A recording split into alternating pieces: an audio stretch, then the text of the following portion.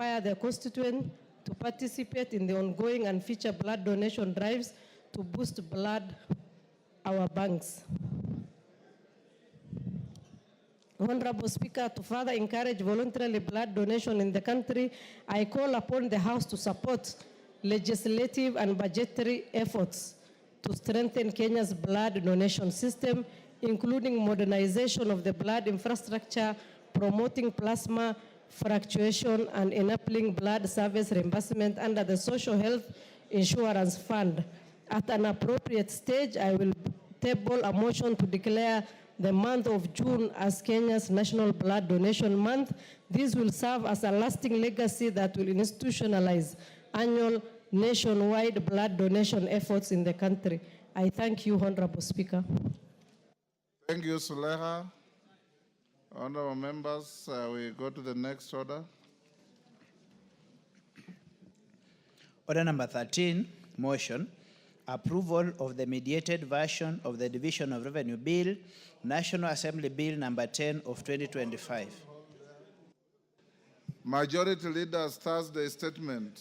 Yes. Thank you, Honorable Speaker. The clerk was in a rush. Honorable Speaker, pursuant to the provisions of Standing Order 44-2A, I rise to give the following statement on behalf of the House Business Committee, which met on Tuesday, 17th June 2025, to prioritize business for consideration during the week. Honorable Speaker, if you can protect me from Honorable Farah Maalim and Honorable KJ, they are very close to me. And this is why, Honorable Speaker, because members don't ordinarily listen to this statement, that is why you hear the Honorable Wamushomba not being aware what business was being transacted in the week. So it is important. Honorable Wamushomba, just be courteous to your colleagues. He was not being rude. He just said you missed the point because people didn't listen. Order, Wamushomba. It is out of order and indecent for a lady to tell another member, kwenda huko wewe. You should not behave like that. Order, Honorable Wamushomba. You know, Honorable Speaker, thank you for your protection. I was making this point not just for Honorable Wamushomba's sake, for the sake of all members of Parliament and the country at large. Honorable Wamushomba might have been here yesterday, but she clearly was not aware that the finance bill was being transacted on yesterday. We finished with debate on second reading the day before. We dealt with Committee of the Whole House yesterday, finalized, and you just put the question this afternoon. Therefore, Honorable Wamushomba should just be courteous and pay attention to what goes on in the House better than what goes on out there. Honorable Speaker, with regard to business now scheduled for Tuesday next week, the House is expected to continue with consideration of the following bills, should they not be concluded today. The second reading of the County Public Finance Laws Amendment Bill, Senate Bill number 39 of 2023, the Virtual Asset Service Providers Bill of 2025, and the Kenya Institute of Primate Research Bill of 2024. Additionally, Honorable Speaker, debate will be undertaken on the following motions, some of which are listed in today's order paper. 1, consideration of the 4th generation revenue sharing formula for counties, which you made a communication on yesterday. 2 is consideration of Senate amendments to the National Disaster Risk Management Bill, National Assembly Bill number 24 of 2023, and resultant committee of the whole House. 3 is consideration of the performance audit report on the provision of services to persons with disabilities by the National Council for Persons with Disabilities. And 4, consideration of comprehensive economic partnership agreement between the Republic of Kenya and the United Arab Emirates. Honorable Speaker, in accordance with the provisions of Standing Order 44A, 5, and 6, I wish to convey that the Cabinet Secretary for Interior and National Administration, as you had directed, is scheduled to appear before the House on the afternoon of Wednesday, 25th June, 2025, to respond to the following concerns raised by members regarding the circumstances surrounding the death of Mr. Albert Ojwang. In addition, the Cabinet Secretary will respond to the following questions. Question number 058 of 2025 by the member for Ariada, the Honorable Otiende Amolo MP, regarding police brutality against peaceful protesters and unarmed civilians. 2, question number 059 of 2025 by the member for Nairobi County, the Honorable Esther Passaris MP, regarding the implementation of the body-worn cameras in the police force. And 3, question number 060 of 2025 by the member for Suba North, Honorable Millie Odhiambo Mabona MP, regarding the deaths of persons while in police custody. Honorable Speaker, as I conclude, I wish to remind members that the House is scheduled to proceed for a short recess next week. As such, members should note that the House may be required to sit longer or have additional sittings on some days to conclude priority business before proceeding on recess at the end of that week. Finally, Honorable Speaker, the House Business Committee shall reconvene again on Tuesday, 24th June 2025 to schedule business for the rest of the week. I now wish to lay this statement on the table of the House. Thank you, Honorable Speaker. Thank you, Majority Leader. Next order. Order number 13, motion, approval of the mediated version of the Division of Revenue Bill, National Assembly Bill number 10 of 2025. Chair, Budget and Appropriations. Thank you, Honorable Speaker. Honorable Speaker, I beg to move that the report of the Mediation Committee on Division of Revenue Bill, National Assembly Bills number 10 of 2025. Honorable Speaker, the committee was constituted by the National Assembly, by the Speaker of the National Assembly and the Speaker of the Senate, pursuant to Standing Orders 149 of the National Assembly and Standing Order 166 of the Senate.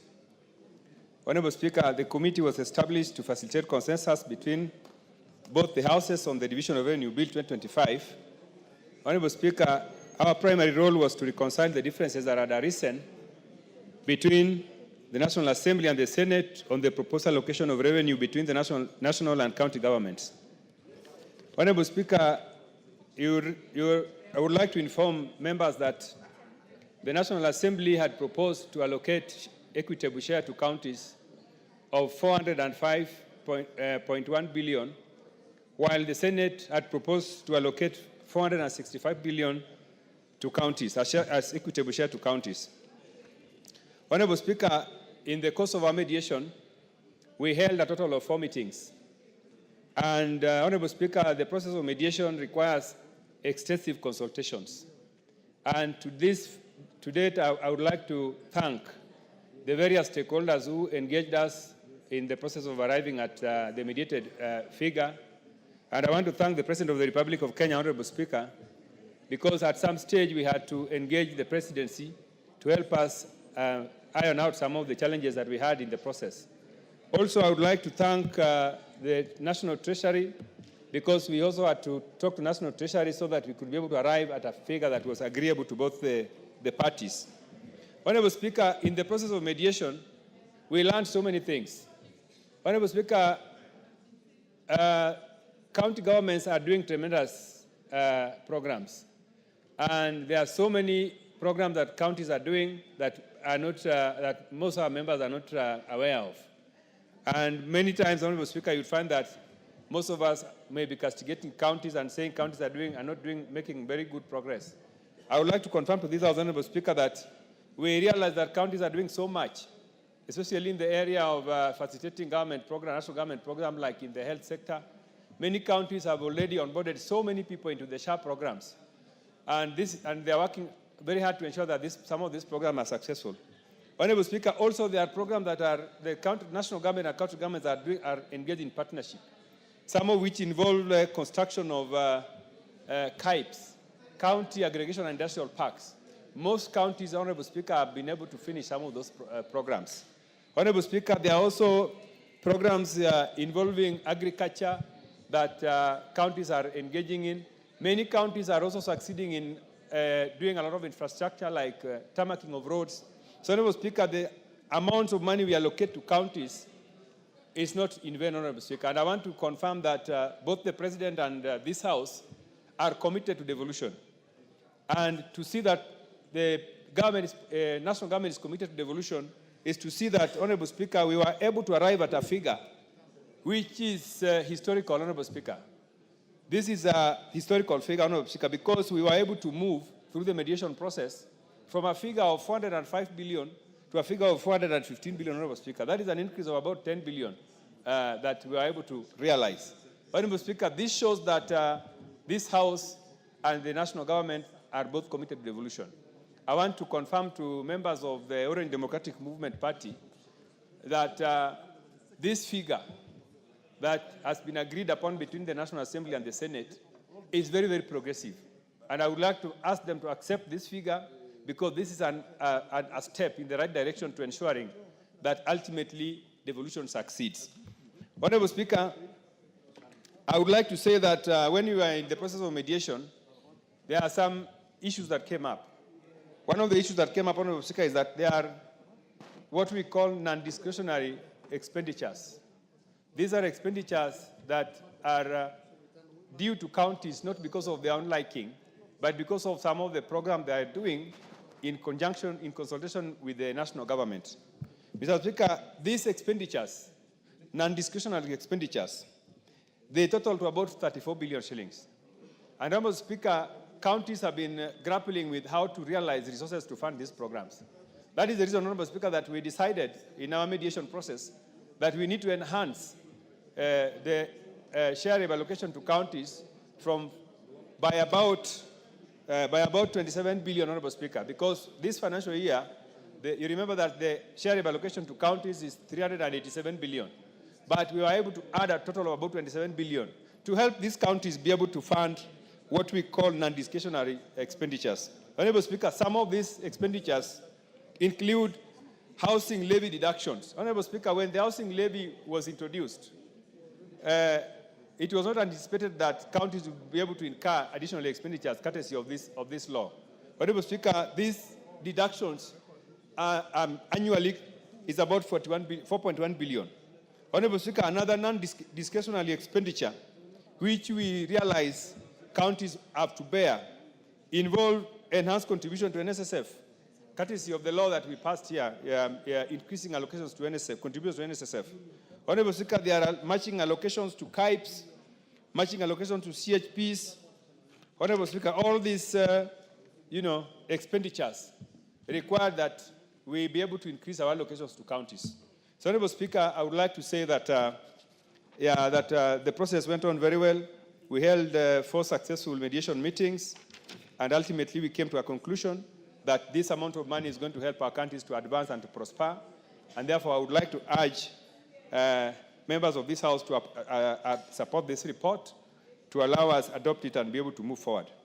Honorable Speaker, with those few remarks, I would like to beg to move and I call upon my able Vice Chairman, the Honorable Dr. Pukose, to second.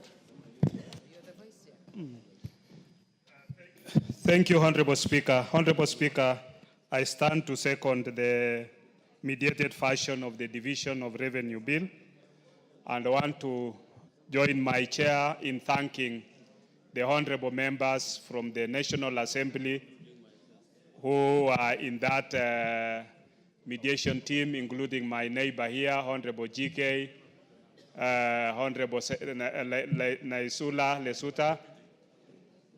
We also had Honorable Mishi, Samsam, the women rep for Mombasa, and others who are not here now.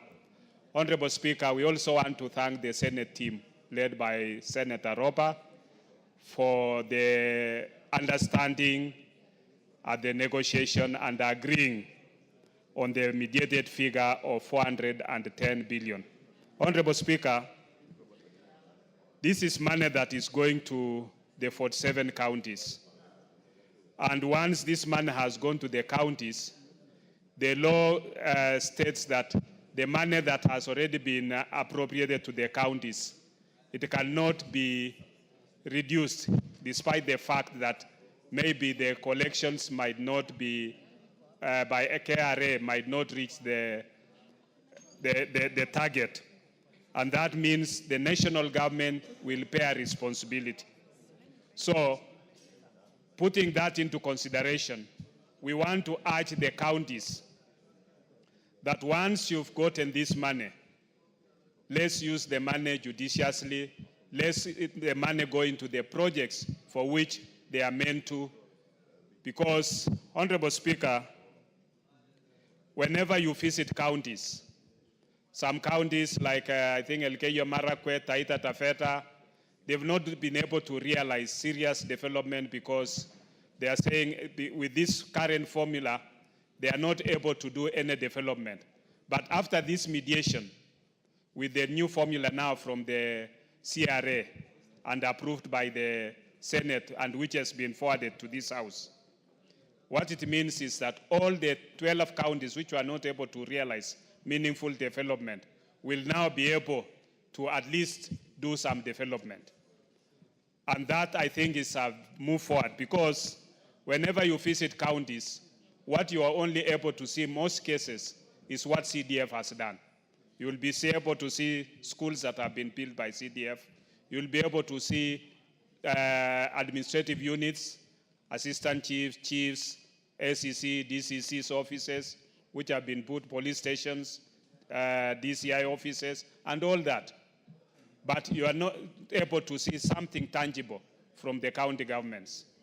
But we also want to urge the Senate to also provide proper oversight to the counties because more often, I think there is some bit of laxity in terms of the oversight. But yesterday when I saw the proceedings in the Senate by Senator Sifuna on oversight to my county of Trans Nzoia, I think it made me happy because the Senator Ojwang, not the TJ, the other Ojwang, who is the chair of the PAC in the Senate, I think he put my governor into his toes. And I hope that my governor, Natembeya, will be able to appropriately respond to those questions. And if he can't, then the Wananchi will be there to deal with him, including myself. So this money that is going to counties must be used for the county functions. Honorable Speaker, when you look at even the budget of the national government, there is 13 billion for primary health care, which is money that is appropriated from the national government. But surprisingly, you go to the counties, many of the other health facilities, level 2, level 3, level 4, are not providing the necessary services. We've also recapitalized KEMSA to a tune of 1.5 billion, which means KEMSA should be able to now supply enough medicines to all our health facilities. And therefore, it calls upon the counties to make sure that the health facilities are properly equipped with health products and technologies, and they are able to make sure that Mwananchi visits facility and gets the services. Honorable Speaker, when you look at the number of the follow functions, the major is health, agriculture, and water. But which county government should be able to make sure that this money that is being sent to the counties at least are able to provide the minimum services that Wananchi are able to reap from the devolution? Because when our elders met in Bomas and came up with this issue of devolution, they meant services going closer to Wananchi. But what has happened? We've devolved corruption. Because you go to the counties and you look at the level of opulence exhibited by the county government, governors, even some governors going with seats to meetings. I think that's not what we wanted. And funerals, that is not what we wanted. Governors hiring goons to move around with goons in their meetings, that is not what we wanted. So, Honorable Speaker, I think I want to applaud the National Assembly Committee that mediated this together with the Senate, and hope that the House will be able to support so that we can have resources being appropriated to the counties, and we have each county at least having meaningful development. With those few remarks, Honorable Speaker, I second. Honorable members, order.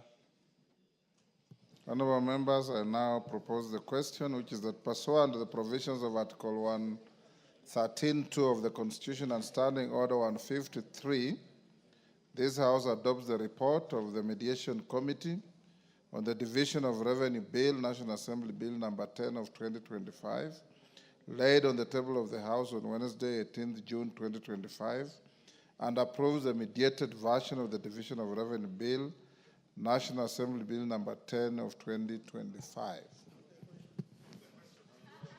Yes, Majority Leader. Honorable Speaker, I rise to support this mediated version of the Division of Revenue Bill.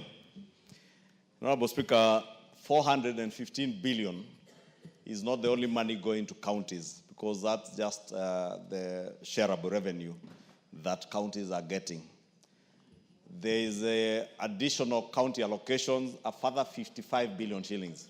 So when we speak about the money going to our counties this coming financial year, should be that 415 plus the 55, which is a whopping 470 billion shillings. 5 billion shillings above the 465 that our good senators had sought in the Council of Governors. And over and above that, we have close to another 10 billion shillings, about 9.6 billion, through the Equalization Fund that is going again to counties.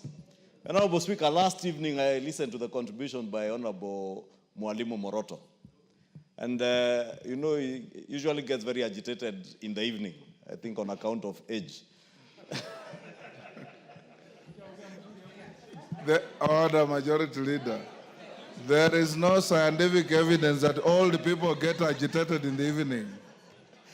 Mwalimu Moroto, Mr. Speaker, yes, there is no scientific explanation, but over the years that I have known him, he usually will come in the evening very agitated. Yes. I have never figured out for what reason.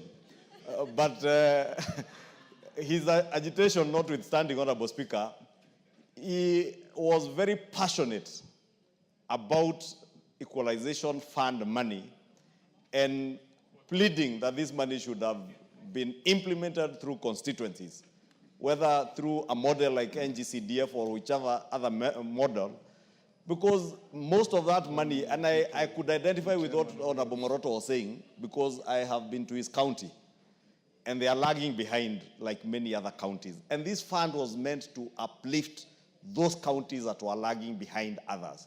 But unfortunately, with devolution, the more money that goes to a county, I think the more corruption there is in that county, and the more backward that county continues to be.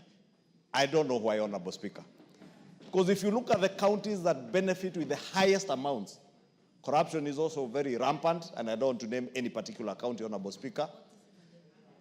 And also, Honorable Speaker, the status in which those counties were at the advent of devolution, most of them are still in the same state.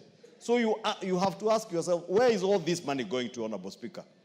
When I listened to the Vice Chair of the Budget and Appropriations Committee speak and allude to some counties, like his county in Trans Nzoia, I couldn't help but imagine these are the same governors who, when they are accused of corruption and EACC summons them to appear before them or they are arrested, they mobilize goons to even ban EACC and police cars on account of being asked to be accountable of the money. I'm saying this, Honorable Speaker, because these accounting officers in county governments, our governors, must be accountable of this money that is being appropriated to counties, Honorable Speaker.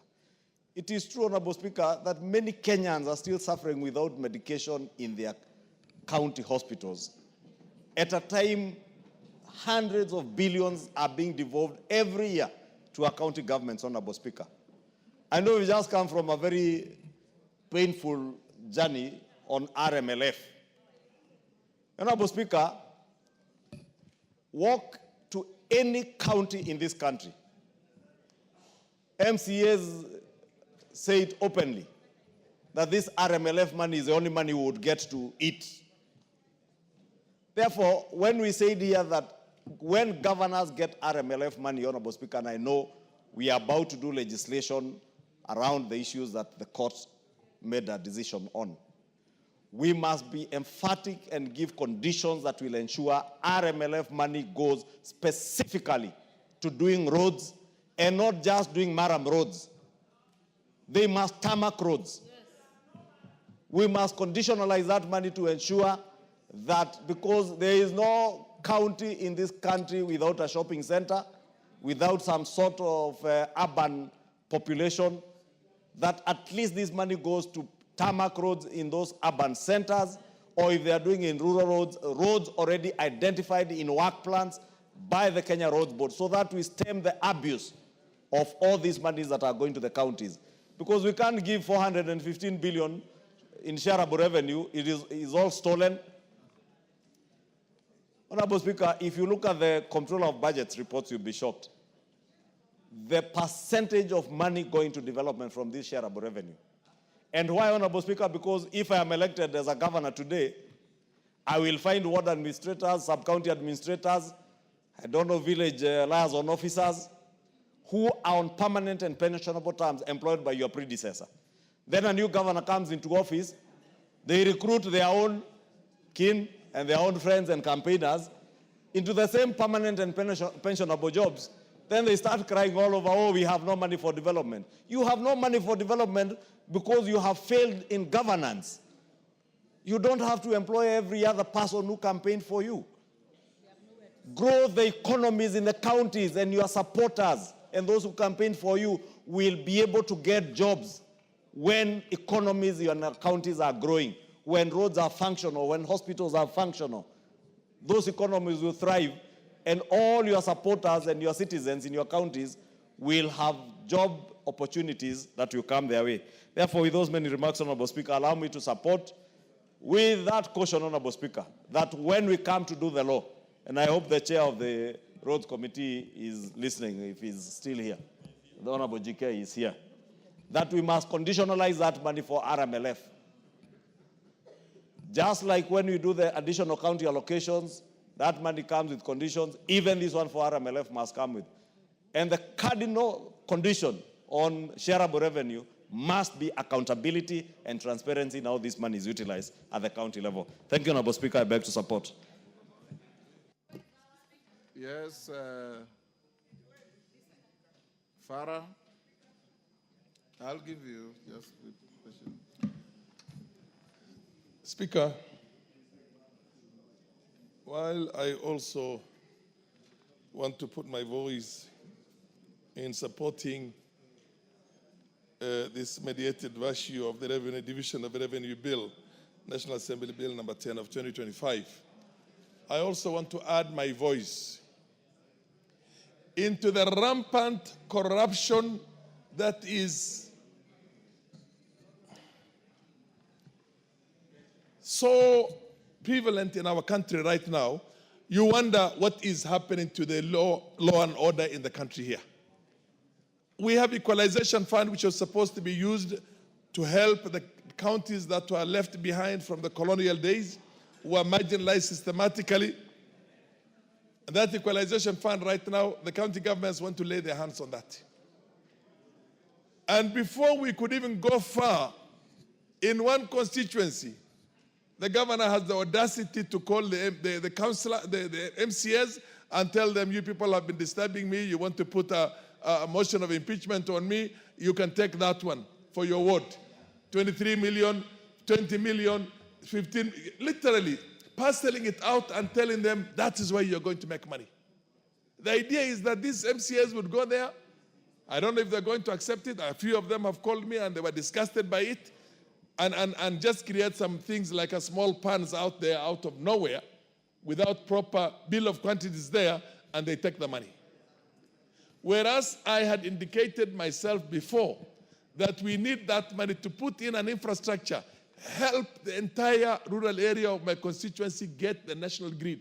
And by the way, REREC has got the materials. All they need to do is for the labor itself. That place would have lit up the entire constituency. But when you put that in the hands of governors, then what happens? Only labor and transport is what was supposed, that money, 200 million can lit up my entire constituency, help with labor and transport, and that's it. Because the materials are there with REREC. But when you allow the county, I don't know why even the executive is scared of the county governments. Why are they allowed to do the kind of corruption they're doing, which is rampant, which is unbridled? Unbridled, literally. It's a runaway, amok, berserk. I think that's where, somebody told me the other day, old age and death comes through the legs. When you get older, you begin losing the strength of your own feet themselves, and basically the muscles don't work. Why is this country's atrophy starting from the county governments and from governors that are crooked, that have treated the entire resources as personal property? And we have an executive here. And this message goes straight to the executive and all the agencies that are supposed to work with that, who are supposed to make sure that they do the needful in the maintenance of law and order and protect the national resources for the benefits of Kenyans. For the benefits of Kenyans. Because when these things are happening, and they're happening in the manner in which they're happening, with almost zero public participation, and people are making money out of that, and we allow it to happen. We allow hundreds of billions of Kenya shillings to get wasted, and for governors to have their vehicles, take choppers, take planes, and everything else, and literally turn this into a private property. Mr. Speaker, I think we have a problem in this country, and this house being a legislative house, a lawmaking house that has that express ability to do that, and the constitutional mandate to do that, we better begin dealing with these things very well and saying that we are not going to pass any of these appropriations before certain things are put in place. You remember when we were trying to negotiate the RMLF, before the courts pronounced themselves into that, because the governors were the ones who were pushing for these things. And they're also coming for the CDF. And the whole idea of coming for all those things is not to put these things in the hands of an entity, which can, another authority for the benefits of the people. They just want to steal it. They're doing that with the donor money also. Mr. Speaker, I want to put my voice on this, but at the same time say that we have a problem in the country. We're talking about corruption in the country. And the same corrupt guys are the ones who seem to have the ear and the support of the local people out there. Because Parliament has failed to do its work, National Assembly has failed to do its work, the executive has failed to do its work, the government, the appropriate authorities on the maintenance of law and order to protect the national resources are not doing their work. We have a problem. We have a problem of resources in the country. We have a problem of poverty, rampant poverty. The amount of money that goes out there for devolution should be able to change the lives of the people out there. Change the lives of the people. The students, absolutely, absolutely. And if the Senate is going to transform itself into a body whenever an impeachment is brought for them, then governors are going around dishing money. And governors go out there and try and influence the MCAs in their own counties by sending in elders and everybody there and saying our government is now coming down. I mean, these things are bad. The common man has got to be educated. There has to be sufficient civic education to tell them that every coin has got to be accounted for. At the national level, at the county level, at all levels, including ourselves at our own CDF levels. We are not managing the CDF is managed by a board, but it's got to be, everything has got to become accountable, Mr. Speaker.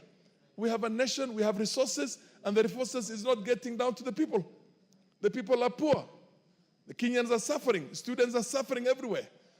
Because the little we have for what we call bursary is not sufficient. And the county governments are not putting money into that. They're putting money into building walls and building what we call white elephant projects. And they are the contractors themselves. The governors are the contractors themselves. And consultancies. And God knows what. Feds and dramas and everything else. So, Mr. Speaker, this House has got to rise up to the occasion. Members of Parliament must take the responsibility of protecting the national resources from everybody who's going to misuse them. If we don't, then we become complicit in that. We become part of the corruption. We become part of the rot. And we can see the kind of problems that are going on in the country. The country is bleeding. There's no question about that. Let us rise up as let us ourselves use the appropriate, what we call instruments through the committees and everything. Make sure that we change the laws when there's need to change the laws and stop thugs from stealing national resources. Because we are the lawmaking body. We have the instrument to put a bridle on these things, and we're not doing that. Mr. Speaker, with those many remarks, and with the bleeding, what do you call, nation is right now because of the misuse of our resources and the rampant corruption, runaway corruption, and I rest my case, but I'm pleading with my colleagues here. Let us rise up to the occasion to protect Kenyans and protect the minimum resources that we have so that they're put to a good use. There's no medicine in the hospitals. There's nothing.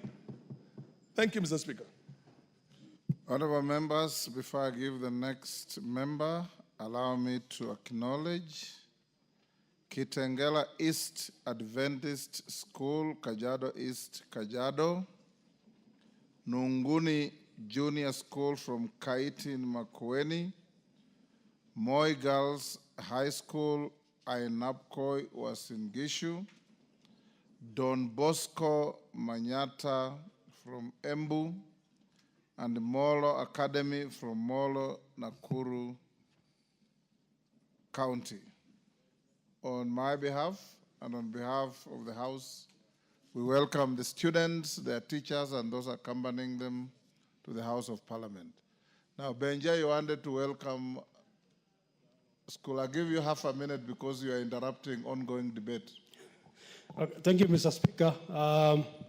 Let me first and foremost welcome all the students from various schools in the Republic, Mr. Speaker.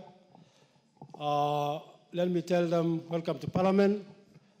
I wish them a very nice tour in Parliament and everywhere else they are going, Mr. Speaker. Mr. Speaker, I welcome in particular Moi Girls Eldred, because, Mr. Speaker, amongst them, Mr. Speaker, is my daughter. And I'm told the Deputy Speaker also was a student there. So let me welcome all of them to Parliament. I wish them a nice tour. And I want to inform them, Mr. Speaker, that Parliament is created under Article 94 and given functions under Article 95. I wish them that they become great women and great men in future, Mr. Speaker. Some of them will be speaker, one of them will be a speaker like you. Some of them will be members of Parliament, Mr. Speaker, and other great people in the Republic, Mr. Speaker. So welcome. Thank you. Honorable members, this motion is a product of a bill you debated extensively and rejected the amendments to the bill by the Senate. And we took it to mediation. Looking at the Hansard, we're just saying what we said when we were rejecting the bill. Isn't that so? So let's have a consensus that I give 3-3, and then we put the question. Because you are just saying what you already said. It's on record. Yes, Wangare? I give 3-3. Thank you, Mr. Speaker. And I think if we just keep it short, we can be able to manage very fast. And first of all is to thank the Mediation Committee for the work well done.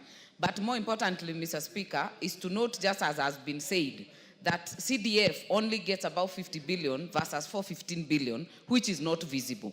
But more importantly, Mr. Speaker, what the county government should do are 3 simple things. Ensure that the dispensaries and the health centers have a doctor or a clinical officer and have medicine, Mr. Speaker. Because even as we legislate for SHA to work, it will not work if the primary health care facilities are not working. The other issue, Mr. Speaker, even in schools, they only deal with village polytechnics and ECDs. The others is done by NTCDF. So, Mr. Speaker, some of these small things that should be seen are not being seen. But more importantly, Mr. Speaker, something I have observed with the county government, there is a lot of donor money going to the counties and through the counties. World Bank money. If you look at the housing programs, Mr. Speaker, the county governments are taking the lead as the ones doing it. Yes, the money is appropriated in this house. If you look at the markets, like the markets in my constituency, I have 4 markets. All of them are being done by the national government, but the county government will own them as their own. So they are using these projects to shine or try to show they are working, yet the appropriated money from this division of revenue is not being seen, Mr. Speaker. The other problem we have in this whole arrangement of county governments, Mr. Speaker, is the issue of the Senate. 2 things. There is an obsession of the senators wanting to just become governors. So they have actually punctured their oversight in terms of focus, Mr. Speaker. Secondly, this obsession of calling ministers and CSAs to the Senate, Mr. Speaker, we must be able to deal with it once and for all, because they have then lost the ability and the mandate to call to oversight governors. Because if you look at the CS, the former member here, Mbadi, has gone to the Senate 5 times to do what, Mr. Speaker? Appropriation and money matters are in this house. So, Mr. Speaker, this problem we must deal through our standing orders. Let us be clear that the ministers and the CSs appear before the National Assembly, because even when there is a discipline issue, it is this National Assembly which can deal with it. Even a censure motion, Mr. Speaker, the Senate cannot do it. But then, Mr. Speaker, they have lost all the time to call the governors to order because they are too busy looking at the CSs and what they can do with the CSs. So, Mr. Speaker, those 2 issues have to be dealt within this house. Otherwise, we will keep going round, and the issue of oversight from the Senate will still be lost. As I support, I would like to put that on record, Mr. Speaker. Thank you. Elachi. Thank you, Mr. Speaker. Mr. Speaker, I also rise to really thank the mediation team and to appreciate that indeed, as everyone has said, that this house must get back its power. That one thing even the Supreme Court has clearly stipulated, that this is the house that deals with the monies of this country and are able to ensure you allocate money that will go to be used in the right way. And Mr. Speaker, when you look at the county governments, first of all, you ask yourself, and I want to thank Baba, because he pleaded and he said, we give the county governments 450, we have gone 70 plus equalization fund. For the first time, CS body will be able to ensure we are getting the equalization fund. But then now the question comes to, how are we going to use these resources? Yet you find a governor, Mr. Speaker, who has decided you can have as many advisors as you would wish, that this money now will become foreign money trips, which is very unfortunate. That is why we are finding ourselves with challenges, that we are finding the growth of the country is below level. Why? The money we have sent to build growth, to build the markets that are coming in, to build the micro entrepreneurs, the small, medium, is gone, and the governor will decide, Mr. Speaker, what he wants to pay, what he doesn't want to pay. Today, look at our Kenyans who are suffering with diabetes. That today in this country, insulin injection is 750 per day for a patient who is diabetic. And I want to call to the governors. We need to reduce the price. Our people are dying. Health is in your hands. Stop looking for bursary. Look to manage the people, help the people, so that we have lives in our country. How I wish they can concentrate on health 100%. And we concentrate on education 100%. We will have changed our country to a better country. Lastly, Mr. Speaker, the Senate. Mr. Speaker, I, Martha Wangare, Honorable Esuda, all of us were in the first Senate. Yes, I have said Mr. Speaker. Yes. And he was the lead.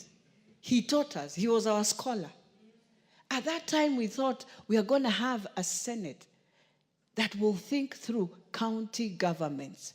We never used to summon CSS. That was not our business. Once in a while, we'll summon when we know this is a county function, and now it's going to the dogs. But today, The Senate we have is a National Assembly bill. In fact, for 5 years, we invited ministers not more than 5 times. Yes. And we were there and we did the best to bring the foundation. But this Senate has decided they know how to speak good English than any other person. But they forgot when they went to represent us for county governments. It was meant for Mwanainchi who doesn't want to understand English, but understand service.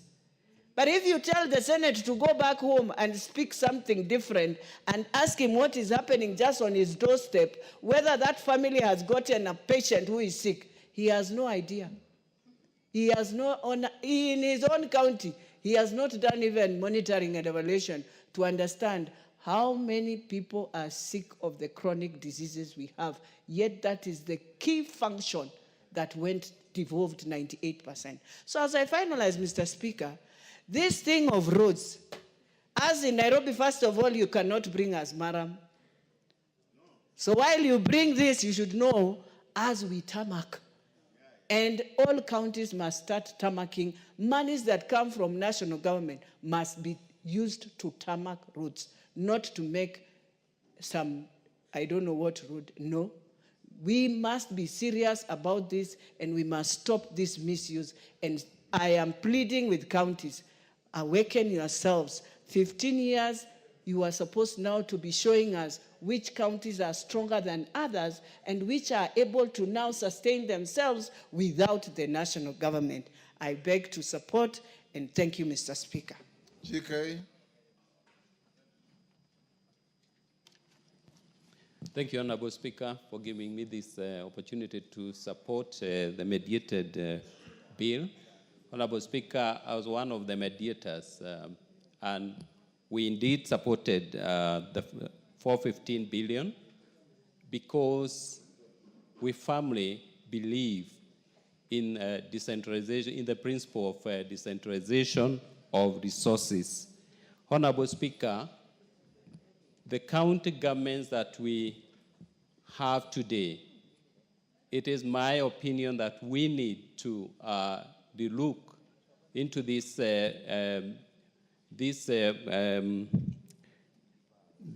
system of devolution.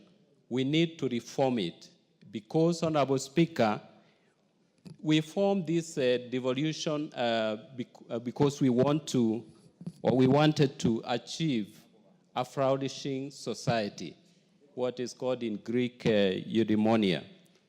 And Honorable Speaker, the achievement of a flourishing society comes when we focus on human development index of our country. That is education, health, and the standards of living for our people. But Honorable Speaker, this is not what is happening. This is not what is happening in our counties. We are seeing a lot of wastage of resources. We are seeing a lot of misuse of opportunities where our people should be benefiting. We are not seeing that happening, Honorable Speaker. And for that reason, Honorable Speaker, I want to support my colleagues in calling upon our governors to ensure that the resources we appropriated or we appropriate here are used for the right reason. Honorable Speaker, I support, but I want to caution our friends, our governors, to do what is right and ensure that our people are well taken care of in terms of addressing the needs of our society. Honorable Speaker, I support. Tienda Molo. Thank you, Mr. Speaker. Mr. Speaker, I support this mediated version of the bill, and I congratulate the team. Mr. Speaker, those of us who are lawyers know that even in law, we are moving from confrontation, from litigation to mediation. So mediation is a good thing. Here, we have this mediated version because we are obligated by the Constitution. But we should encourage ourselves ourselves as a House, the Senate, the Council of Governors, that instead of litigating all the time, we should endeavor to mediate what we perceive to be our differences. As a National Assembly, we have been greatly restrained in litigation. In fact, of about 36 cases that I've counted, I think virtually all of them... We are defendants. Yes, we are defendants. Yes. They have been initiated either by the Senate or the Council of Governors. So I urge the Senate and the Council of Governors to take that cue, that instead of running to the court, we should try and mediate our issues. In fact, it looks very untidy to a Kenyan that the Constitution says there is the Parliament of Kenya. And then you have the Parliament of Kenya suing the Parliament of Kenya. It's actually an oxymoron. And it is something really to be discouraged. And in it, we must understand that even though the Constitution creates institutions that are independent, they are also interdependent. And that independent must not be taken to its illogical conclusion. We need not be antagonistic all the time. We can actually sit and discuss and agree. Because in fact, if we were to take the hard stance all the time, this House would actually match the victor. But I think this House has purposefully taken a step back for the betterment of the nation. Mr. Speaker, it is a good thing that we were able, and we are navigating even the issue of the road maintenance levy. And as we directed yesterday, Mr. Speaker, we'll be having a Kamukunji on it on Tuesday. And as directed by the court, we'll be considering the Kenya Roads Act, Section 6 and 47. I believe that when we look at it, there are two things we are required to look at, and we ought to look at. One is the question of percentages, because the court cannot determine for us how much to allocate. But the court can only encourage that do not exclude. And we will be talking percentages. But I think that we should go beyond percentages and we should talk of purpose. If we appropriate a certain percentage of the roads maintenance levy fund to the counties, it is for what purpose? It cannot be for purposes of constructing the footpath next to my home. I think it is now time to consider, because I think we're all suffering. While we can usually engage with KERA to try and do some maram roads here and there, all tarmac roads, the few that may have been done, are all being now wiped out. So we should now restrict anything that is allocated to the counties to the low volume tarmac in the urban areas within our constituencies. That way we can see what is being done. And that is very important, Mr. Speaker, because, for example, take two examples that are totally devolved. Health. Many of the counties would rush to construct health facilities because that's easy politically, but then not put any drugs because that's expensive and it is not visible. Many of the counties would rush to put a sports facility because that's visible, but not invest in the sports equipment or in the sports tournament. The idea of sports was removed from CDF and none of us is now involved. And you'll realize that in the whole country now, you do not find sports tournaments. You know? So development of top sports talents then just dies like that. I'd like to finish, Mr. Speaker, by saying, in the context of all this is the question of NGCDF. And as Mr. Speaker directed, next week we are discussing this matter, especially the constitutional amendments, and then we go on recess. I would like to urge members at this point to plan for next week so that you are pleased here. It would be a very unfortunate situation if we get to next week when we are supposed to read 2/3 and then we hear some members are in their constituencies, some members are abroad, some members are in their offices, some members are in all sorts of other businesses that usually engage members of parliament, but this is much more fundamental. I support Mr. Speaker. Osoro, the last one on this side. Thank you very much, Honorable Speaker. Honorable Speaker, I also rise to support the mediated version of the Division of Revenue Bill, Honorable Speaker. And I congratulate the teams both the Senate team and the National Assembly for coming up with an amicable solution, because in my engagement with the honorable members, both from both sides, I realized there was push and pull, and it really took a lot of effort and utmost wisdom and maturity to even get to that level of 415. Because initially they had even stuck at 425 without deviating, Honorable Speaker. But Honorable Speaker, even as we get to this point every time, because it's now becoming a norm, that year in, year out, there is an the county governments are allocated some substantial amount of money for development. And of course, at the end of it all, we of course get to this level of engagement and everything between these two houses. With the way the Senate defends, Honorable Speaker, with the way the Senate defends this allocation or the division of revenue bill, and even the way they push for higher allocation to the counties, I wish the same vigor was used to follow the money and see what it does in the counties, Honorable Speaker. Because it is very unfortunate, extremely unfortunate, and we really must remind them every time that over 10 years post devolution, Honorable Speaker, we really haven't reached to the level where the drafters of the Constitution envisioned us to reach, Honorable Speaker. And you'll always see, members of Parliament still being approached to do and work for the people on the issues, Honorable Speaker, that are supposed to be handled by the county government.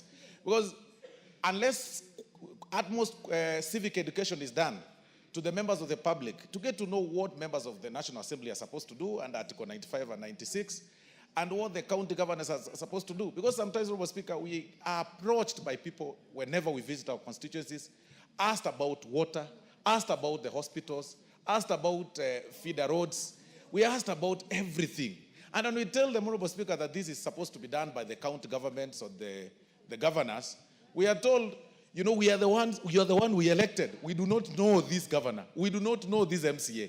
You are the one who want to do this and this and this. And sometimes it really becomes a bit of a challenge.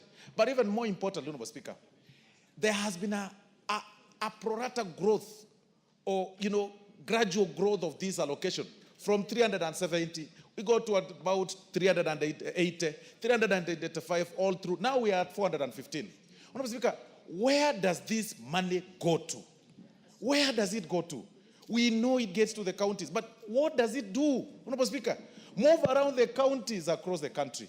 You know their roles. You know what they're supposed to do. It's about the ECD classrooms. You will see challenges. It's about, when you talk about the feeder roads, you will see challenges. In fact, Honorable Speaker, yesterday I was engaging one senator who was in the mediation team, Honorable Speaker. And he confided in me by telling me, Honorable Speaker, that even after pushing for this allocation, we know that out of about 447 governors, it's about 3 of them who are working. Then I asked him then, why then were you pushing for 430? He said, they were just enriching them. It is quite sad. Honorable Speaker, nowadays what this money is used for will surprise you. It's only meant to create a group of people, who are on pay a year every month that move around with the governors, Honorable Speaker, to funerals or to public functions as cheer squads, and they move. You'll actually notice even the standing position is the same. They move from this area. When the governor moves to this side, they go with them. When they move to a church, they go with them. When they move to the funeral, they go with them. And their work is just one. Their job description is one. Cheer us whenever we stand to speak so that everybody will think we are popular. This is a sad reality that counties are not doing what is supposed to be done. Most of these things, Honorable Speaker, that the draft of the Constitution envisioned that the money that will get closer to people will have decentralized all the funds, and the responsibilities will be limited to that area so that the concentrated area of development will be within that jurisdiction. Honorable Speaker, this thing is not happening. Roads are pathetic. When you saw them the other day, Honorable Speaker, engaging us over the RMLF, and we had a meeting which yours truly, you sent us, Honorable Speaker, to engage them the other time. We took 4 hours, Honorable Speaker, to debate about 10 billion shillings. We took 4 hours, and we couldn't agree. In fact, they go to a point of saying, you guys, if you do not want to, we'll even close. They threatened. threatened us of closing down the counties and downing down the tools. And we told them, we will not feel your effect. Even on your operating, we don't feel you. So if closing down, still, it's inconsequential. And that is why we are promoting the culture of goonism by sending a lot of money just to create goons from this corner to this corner. And I've always said, and I'll still repeat, Honorable Speaker, that you will see when you move around the country, you will see what NGAF does, you will see what NGCDF does. All over, in the public eye, you will see thanks by the gracious ladies from this house, all over being distributed. You will see them doing a lot of bursaries with a meager amount of money, Honorable Speaker, about 40-something million. But, Honorable Speaker, in the billions that the county governments get, you will need a microscope to identify one thing, just one thing, that this county has done this county has done this county has done this. All you see, Honorable Speaker, is a group of people moving around with a convoy of 30, 40 vehicles to one function. And I've always said this, one carrying a podium, another one carrying a chair, another one carrying a carpet, another one carrying a toilet, another one carrying I don't know what. And when they go there, all they want to hear about a queue of all long people saying, oh, Your Excellency, calling. How do you call excellencies? People don't work. They are doing nothing. Stop calling them excellencies. Honorable Speaker, we need to empower the county assemblies. It's about time we rethink how we can be able to empower the county assemblies so that we have a replica of what we have, and they enjoy autonomy of having perhaps ward development funds, so that other than enriching one person who is in charge, that you have to be who is creating a demigod of themselves, within themselves, that if they disagree with you, they'll mess up with your life, you'll not even sleep in your house, they'll send you goons. It is becoming very sad.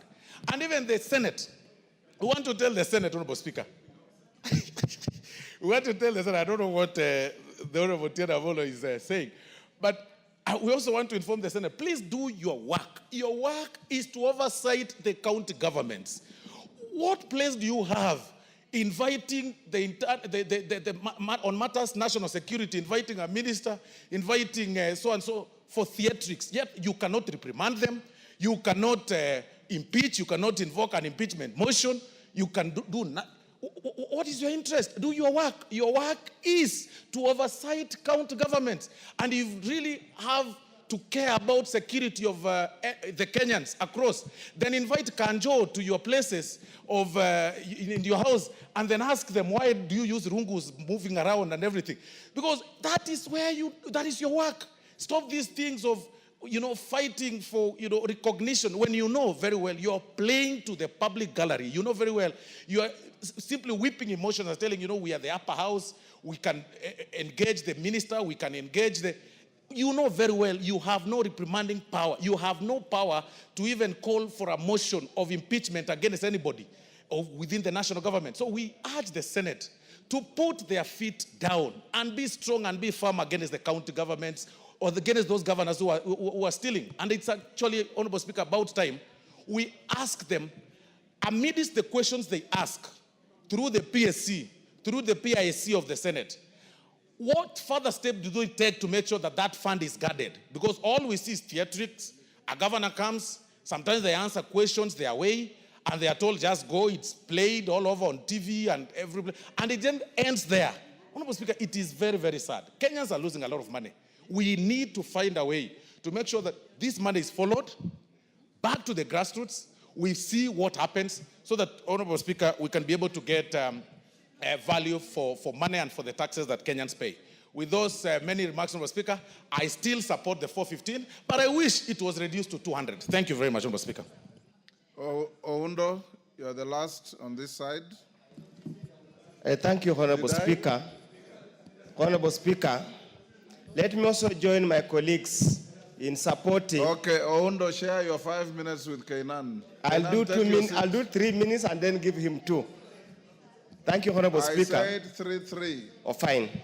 Honorable Speaker, let me also join my colleagues in supporting the allocation of 115 billion to the counties with a lot of reservations. I do not want to echo what my colleagues have said, but the intention of devolution was indeed to have successful development in all parts of this country. During the 1980s, we had so many issues about balanced development. We expected devolution, now almost in the 15th year, to have changed the rural landscape considerably. Honorable Speaker, as we stand today, many of the places in this country have not seen or appreciated the effects or the impact of devolution. As we stand here today, Honorable Speaker, yes, there are a few billionaires that have been created in counties, but many other people are wallowing in poverty, are wallowing in depression, are wallowing in very many challenges, Honorable Speaker. Medical is a very major issue, Honorable Speaker. We request that as we move forward, we call upon the Senate that the biggest letdown in the war of, in issues of devolution. You are a senior member. Those who are you have served you as your colleagues. Probably find the time one of these days, invite them for a cup of tea, and tell them the missing link in the improved performance of county governments is essentially the Senate. With those very few remarks, Honorable Speaker, I support. Kainan. Speaker, I will reluctantly contribute because I know some of us are on retainers here. Mr. Speaker, some of us are on retainers. Mr. Speaker, we have been around. Order, Honorable Kainan. Either you contribute or you don't. I did not mention anybody. I said some of us are on retainers here, and if you want, I will mention. Order, Honorable Kainan. You are out of order. Mr. You wanted to contribute, contribute.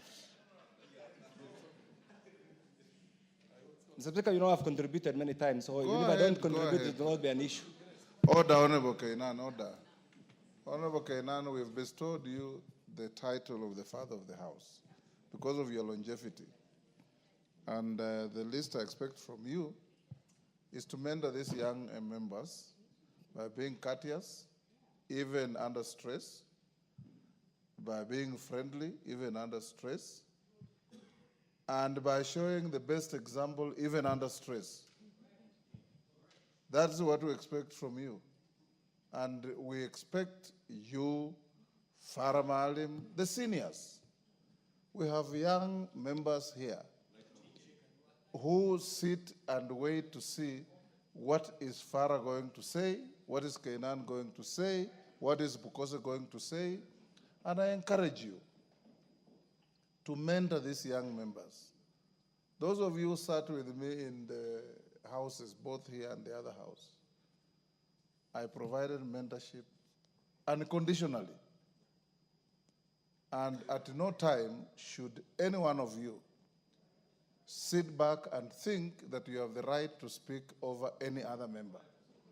We are all equal, and when we give you preference because of your seniority, take it with grace and speak with grace and end with grace. Go ahead. You can give it to somebody else. Zamzam. Asante sana Mheshimiwa Spika kwa fursa hii adhimu. Na mimi pia nilikuwa mmoja katika wale wanakamati ambao tulikuwa tunafanya maelewano katika bill hii ambayo ilikuwa imeletwa katika hii bunge, Mheshimiwa Spika. Mheshimiwa Spika, mimi kwanza nataka nichukue fursa hii niweze kupongeza kamati andalizi ambaye imefanya mikakati. Ilikuwa si rahisi, tuliweza kuwa na sintofahamu hapa na pale, lakini mwisho tukaweza kuafikiana, Mheshimiwa Spika. Na ugatuzi katika taifa hili, Mheshimiwa Spika, ulikuja ili kuweza kufikisha huduma kwa wananchi wa chini, Mheshimiwa Spika. Na maana ya hii kamati ilikuwa ni kuweza kuangalia kuwa ugavi wa rasilimali katika baina ya serikali kuu na serikali za ugatuzi zinaweza kuangaliwa vizuri, Mheshimiwa Spika. Mheshimiwa Spika, mimi nataka niseme hivi. Kwa sasa serikali za ugatuzi ama county governments tumewapa ongezeko katika mgao wenu.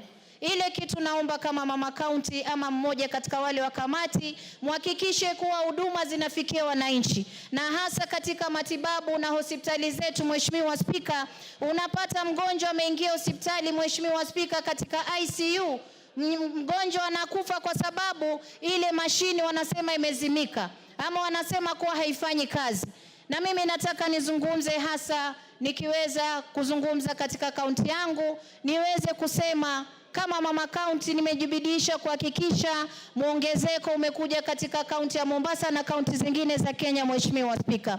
Kwa hiyo kitu ambacho nahitaji kutoka kwa magavana ni kuhakikisha kuwa huduma na hata zile barabara, manake kutoka 405 billion tumeweza kusukuma, tumefika 415 billion, na kisha kuna bilioni 55 ile ambayo ilikuwa upande wa barabara, kuna bilioni 10 ambayo ni equalization fund.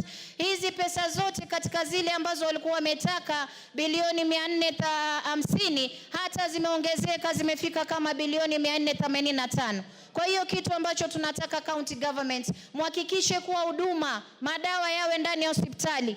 Hatutaki kuona mgonjwa anaingia, mama anajifungua, mtoto analipishwa, mama analipishwa, inakuwa ni wizi, Mheshimiwa Spika, ama ni dhulma. Hatutaki kuona kuwa wagonjwa wanaingia hospitali, hakuna madawa, wakati ambapo juzi na jana tumeona mkutano pale walipokuwa na KEMSA, imebainika kuwa 90 billion imepotea kwa sababu madawa zili expire, Mheshimiwa Spika, na Wakenya wanakosa madawa katika hospitali, Mheshimiwa Spika. Mheshimiwa Spika, ukiangalia barabara zile zinazojengwa kule mashinani, Mheshimiwa Spika, unapata barabara zinawekwa patches, vinawekwa vitambara, barabara haijengwi vizuri kwa sababu kuna mtu amekaa mahali anajua nitajenga barabara vibaya, kesho na kesho kutwa pesa zingine zitakuja, nitazidi kuweka viraka, Mheshimiwa Spika. Mheshimiwa Spika, kaunti zetu hizi tumekuwa tukipoteza pesa nyingi sana, na Wakenya wanaangalia. Tuna vijana, tuna kina mama ambao wanaangalia huduma gani na kuja mashinani.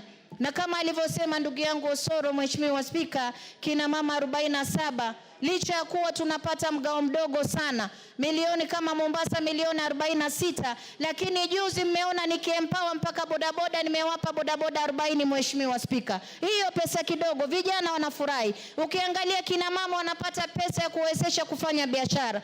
Mimi naomba counties muna pesa ya kuweza kupatia vijana na kina mama ambayo inaitwa revolving fund. Hizi pesa nyingi hazifiki mashinani, Mheshimiwa Spika. Huu ni mwaka wa 3 tukiangalia, na kina mama wanataka biashara, kina vijana wanataka kufanya biashara, wanafanya. Serikali ya taifa inaweza kulemezwa kila wakati. Rais analaumiwa wakati kuna viongozi ambao wamepewa nafasi yao kuweza kufanya kazi na hawafanyi kazi. Mimi nataka niseme hizi pesa tumewapa, tunataka mjenge ECD classes. Kuna wengine tuliona hata Senator alifanya Oversight, akatoa ripoti yake, Mheshimiwa Spika, imebainisha kuwa kuna wakati shule inaandikwa kuwa imejengwa na milioni 100, ukiingia ground hakuna skuli, Mheshimiwa Spika. Na mimi nataka kuambia governors, zile kesi mmetupelekea kule kotini, kesi nyingi sisi tumekuwa defendants kila siku, wakati ambapo nyinyi wenyewe mmezembea kazini. Tumewapa pesa kwa sababu tumeheshimu kauli ya baba yetu Raila Amolo Odinga akisema ugatuzi uweze kuimarishwa. Tumeheshimu, nimekuwa mmoja katika wale ambao tumewapa hizi pesa, na sisi tunataka muonyeshe heshima kwa mzee Raila Amolo Odinga kuwa pesa mmepata na kazi mnafanya, sio wizi ndani ya counties, Mheshimiwa Spika. Kwa hiyo namalizia nikisema ugatuzi unaheshimika, pesa tumewapa, na nyinyi pia muheshimu bunge hili, msiwe watu wa kuingilia mambo ya ngaf, kuingilia mambo ya NGCDF, mnakuwa na tamaa ya hapa na pale. Na senators, nyinyi mmekuwa kama oversighters wa kule county. Acheni kupewa vipeni vidogo vidogo, mkija mnataka kulemeza kila kitu katika taifa mkitetea counties. Counties tumewapa pesa, kwa hiyo wafanye kazi, tutataka kuona kazi yao. Asante sana, Mheshimiwa Spika. Yes, mover.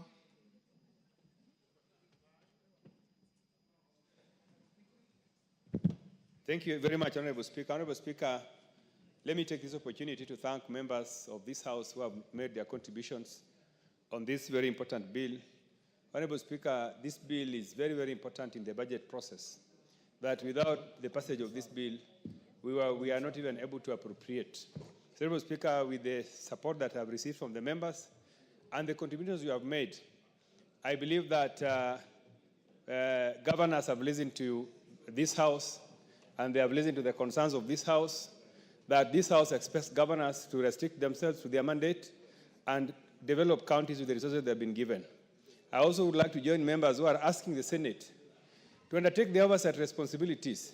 Honorable Speaker, my observation is that the Senate is composed of very many young legislators. I would like to urge some of those young senators to come to National Assembly, because I think Senate they are misusing the Senate.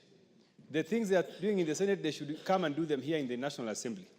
Honorable Speaker, with those many remarks, I beg to reply. Order, David, take your seat.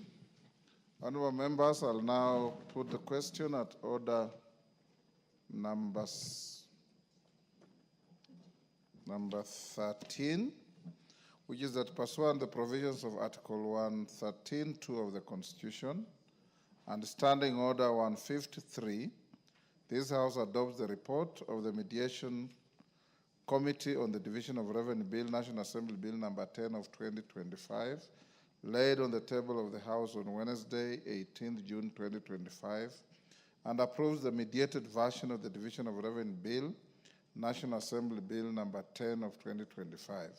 As members of that opinion say aye. Aye. Will those of the contrary opinion say nay? The ayes have it. Next order. At order number 14, honorable members, on the request of the majority leader and agreement of the chair budget and approval of the speaker, we'll go to committee on appropriation bill and stay equalization fund appropriation bill to a later date, maybe next week. Next order. Order number 14, Committee of the Whole House.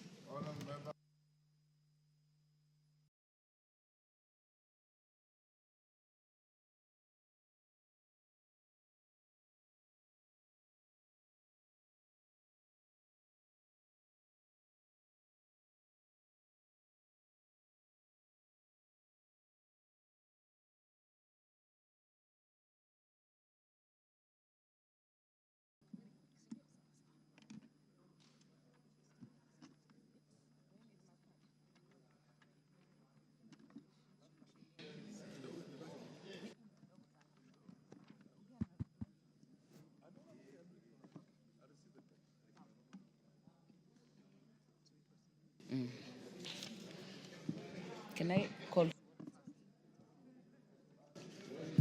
Order, members.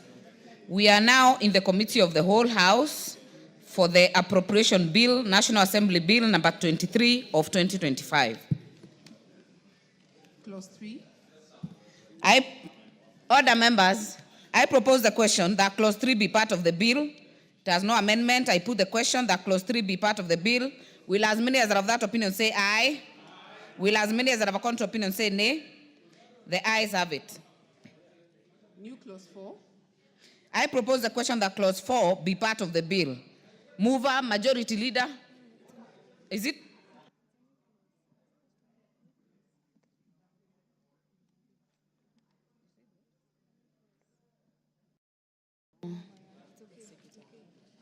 Just take it again. Take it again. New Clause 4. New Clause 4. Mover, to move the second reading.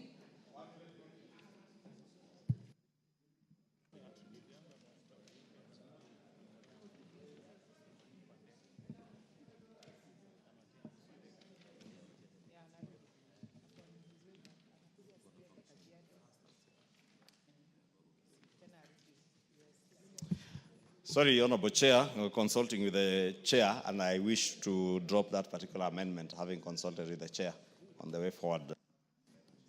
Very well. The new Clause 4 is dropped on record. Schedule.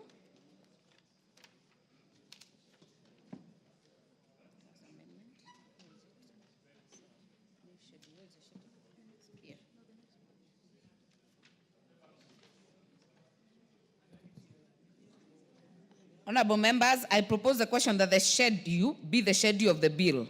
Mover, you have an amendment? Yes. Yes.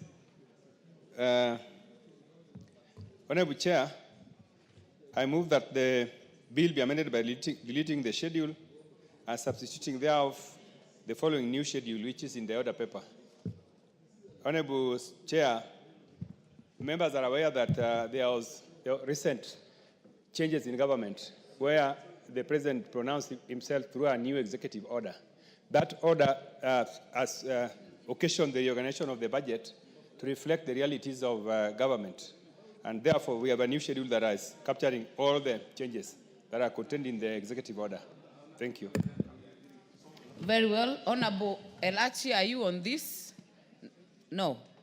Your card is in the intervention. Okay. I will therefore propose the question that the schedule be amended as proposed by the chair.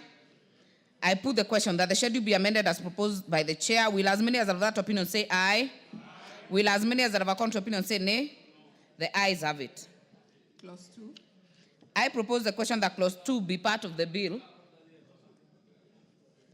There is a proposed amendment, Chair. Thank you. That clause 2 of the bill be amended by deleting the words 1,877,366,830,829 and substituting thereof the words 1,549,759,302. Honorable Chair, because of the changes that were occasioned by the new executive order, there is an increase in the exchequer vote by 150 million and a reduction in the appropriation in aid by the similar amount. Thank you. Thank you very much. I propose the question that clause 2 be amended as proposed by the chair. I put the question that clause 2 be amended as proposed by the chair. Will as many as are of that opinion say aye? Will as many as are of a contrary opinion say nay? The ayes have it. I now put the question that clause 2 as amended be part of the bill. Will as many as are of that opinion say aye? Will as many as are of a contrary opinion say nay? The ayes have it. Title. I propose the question that the title be the title of the bill. I put the question that the title be the title of the bill. Will as many as are of that opinion say aye? Will as many as are of a contrary opinion say nay? The ayes have it. Clause 1. I propose the question that clause 1 be part of the bill. I now put the question that clause 1 be part of the bill. Will as many as are of that opinion say aye? Will as many as are of a contrary opinion say nay? The ayes have it.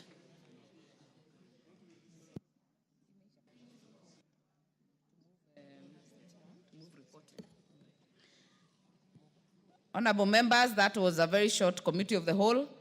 We'll call up the mover to move, to move reporting.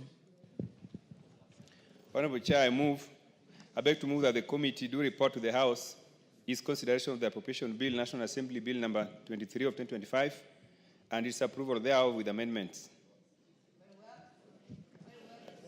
I put the question, which is that the committee do report to the House its consideration of the Appropriation Bill, National Assembly Bill number 23 of 2025, and its approval thereof with amendments. As many as are of that opinion say aye. As many as are of a contrary opinion say nay. The ayes have it.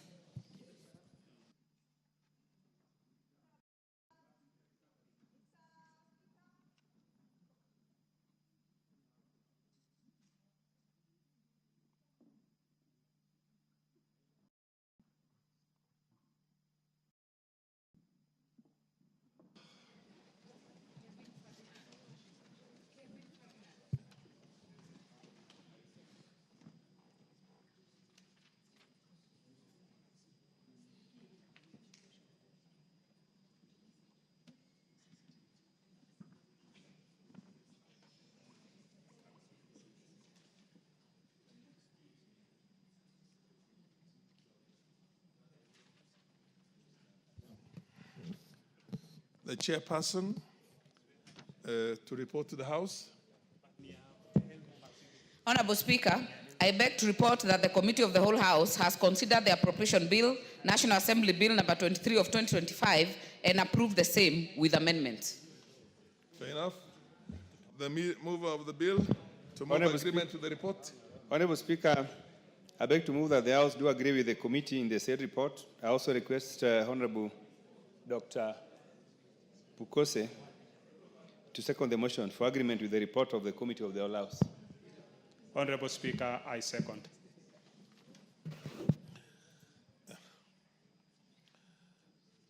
Honorable members,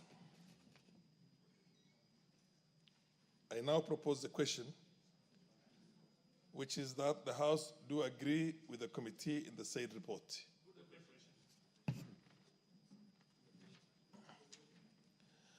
Honorable members, I now put the question, which is that the House do agree with the committee in the said report. As many of that opinion say aye. Aye. As many of the contrary opinion say nay. The ayes have it. The mover of the bill. Honorable Speaker, I beg to move that the Appropriations Bill, National Assembly Bill number 23 of 2025, be now read a third time. I also request Honorable Dr. Pukose to second. Honorable Speaker, I second. Honorable members, I now propose the question, which is that the Appropriation Bill, National Assembly Bill number 23 of 2025, be now read a third time.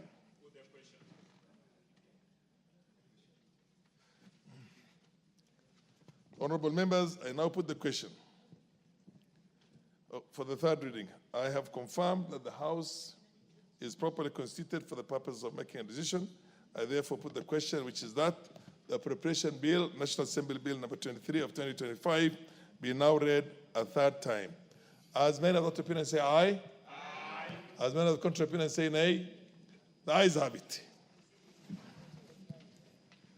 A bill for an act of parliament to authorize the issuance of a sum of money out of the consolidated fund and its application towards the service of the year ending on the 30th of June 2026, and to appropriate that sum and a sum voted on account by the National Assembly for certain public services and purposes.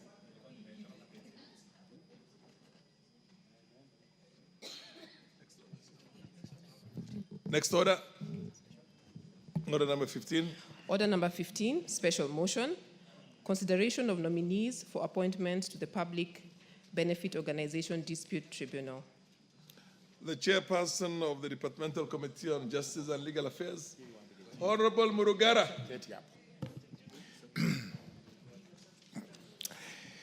Thank you very much, Mr. Speaker. Mr. Speaker, allow me to move that, taking into consideration the findings of the Departmental Committee on Justice and Legal Affairs in its report on the approval hearings of nominees for appointment as the chairperson and members of the Public Benefit Organization Dispute Tribunal, laid on the table of the House on Tuesday, 17th June 2025, and pursuant to the provisions of Section 50 of the Public Benefit Organization Tribunal Act 2013 and Sections 3 and 8 of the Public Appointments Parliamentary Approval Act, Chapter 7F of the Laws of Kenya, approves the appointment of the following persons to the Public Benefit Organization Dispute Tribunal, namely, number 1, Ms. Eunice Adoyo Otieno Aroa as the chairperson, Ms. Christabel Mideva Eboso, member, Ms. Elizabeth Mbithe Mulwa, member, Dr. Leonard Kinyulusi, member, and Mr. Mohammed Sheikh Nur, member. Honorable Speaker, on the 17th of June 2025, on behalf of the JLAC Committee, I tabled a report of the approval hearings signed on the same day. I also implored upon members to obtain a copy of that report so that they acquaint themselves with it and are able to contribute positively regarding the proposal that these 5 nominees be approved to this tribunal. Be it go on record that under Section 50 of the Parent Act, curiously, it is required that this House approves members to sit in that tribunal. And I say curiously because it is not usual for the House to approve members to sit in tribunals, especially where, under the Constitution, that tribunals are part of the judiciary. Number two, these nominees were actually interviewed by a panel chaired by the Chief Justice, and the approval was given. Therefore, we may need to reconsider our law. What purpose does it serve for the National Assembly to approve these tribunals? And is there room for rejection? And if there is room for rejection, what will be the grounds for that rejection? I leave that for now. To submit that the report we actually tabled is elaborate. It covers all the hearings of the 5 nominees, and I would urge members who have not read it to read it so that we do not have to spend a lot of time on the report. The first person to be nominated was Ms. Eunice Adoyo Otieno Aroa, who is aged 52 years and is proposed to be the chairperson. This is assistant advocate who actually satisfied all the constitutional requirements as regards the ability to sit as the chairperson. Academic background, experience, she has sat in several other similar tribunals. All this was positive on the part of Ms. Otieno Aroa to sit as the chairperson for the period appointed. The second person to be vetted was Ms. Christabel Mideva Eboso, a young lady of 32 years. This is the representative of the Gen Z. And it's good to speak positively about her. She's an advocate of the High Court of Kenya and has practiced for quite a while. She has also involved herself in various tribunal matters which give her the necessary experience and qualification to sit as a member of this tribunal. The third person was Ms. Elizabeth Mbithemulwa, aged 41 years, another Gen Z, whom we were pleased to vet because, again, she's an advocate of the High Court of Kenya and fully qualifies to sit as a member of that tribunal. The fourth person was Dr. Leonard Kinyulusi, who is not an advocate. And this is the requirement of the law that 2 of these members need not be advocates. Dr. Kinyulusi is well educated. If you go to the report, especially on him, he has written enormously about various topics, both in law, in social work, and other areas which are required to have dispute resolution. It is that experience that qualified Dr. Kinyulusi to sit in this board. And the last of them was Mr. Mohammed Sheikh Noor, who, again, is not a lawyer, a self-made person from the northern side of Kenya, aged 50 years. He has also actually studied quite a lot in matters social, in matters religious, in matters where disputes arise. And this being the public benefits organizations. And for each of this house, these are what used to be called NGOs. Now they are called public benefit organizations. We were of the opinion that Mr. Mohammed Sheikh Noor suits very well to sit as the 5th member of the tribunal. So we actually had all this in mind when we looked at the procedure of nomination of these 5 persons, and that procedure was fully satisfied under the relevant act, the Public Benefits Organization Act. The constitutional and statutory requirements were also fulfilled in that all these nominees satisfied the requirements under the Constitution and all the necessary statutory requirements, including citizenship, leadership, ethics, integrity, and tax compliance. Then we looked at the nominees were able to meet the integrity threshold under Chapter 6 of the Constitution. They all demonstrated knowledge of topical, administrative, and technical issues of the position to which they have been nominated. and have the requisite abilities, academic qualifications, and the professional experience to be approved for appointment. As regards their suitability of the nominees for the proposed appointments, having regard to whether the nominees' abilities, experience, and qualities meet the needs of the body to which they have been nominated, we were able to conclude that the nominees have demonstrated deep understanding of the affairs of the public benefits organizations, the dispute resolution mechanism, and their respective roles of chairperson and members.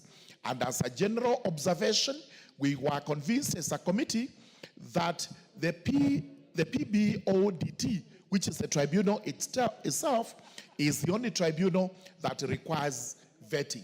And this is why we have made a proposal that we have to look at this afresh to actually confirm whether we should be nominating all members of all tribunals. And I wish to inform the House that we are re-engineering. We are actually going to resubmit. We are going to republish the tribunals bill so that we come up with a Tribunals Act regarding the various tribunals in the country. As we do that, we will consider whether it will be necessary to vet these tribunal members, or we will leave it to the exclusive jurisdiction of the judiciary to have these members sit in those tribunals.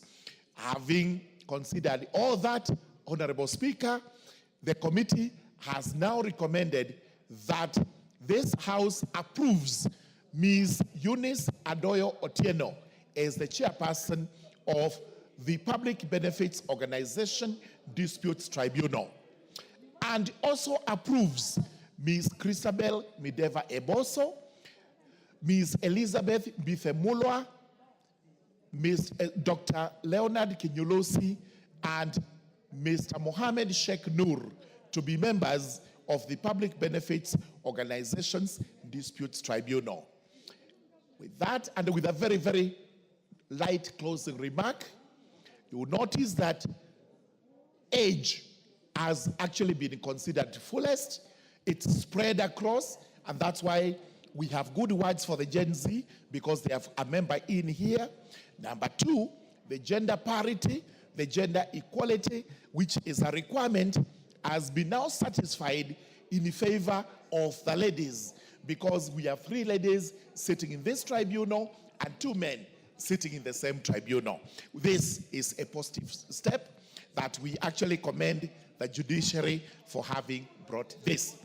Now, with those remarks, having called upon the House to approve the appointment of the 5, it is my singular pleasure to invite the member of Kenya nominated, Ms. Zuleka Harun, to second the motion. Thank you very much, Honorable Speaker.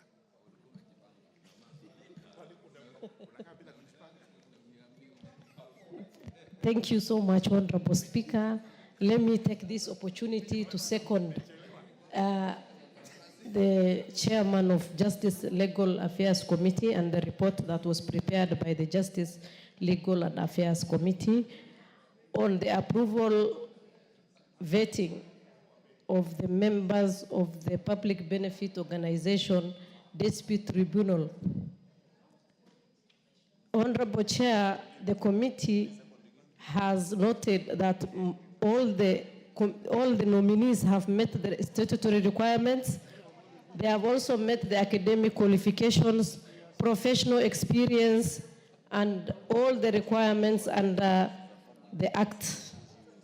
The nominees have also demonstrated their deep understanding of issues to do with the Public Benefit Organizations Act, Organizations Dispute Tribunal, and as well as conflict resolution mechanisms that they are going to employ in their role as members of the Dispute Tribunal.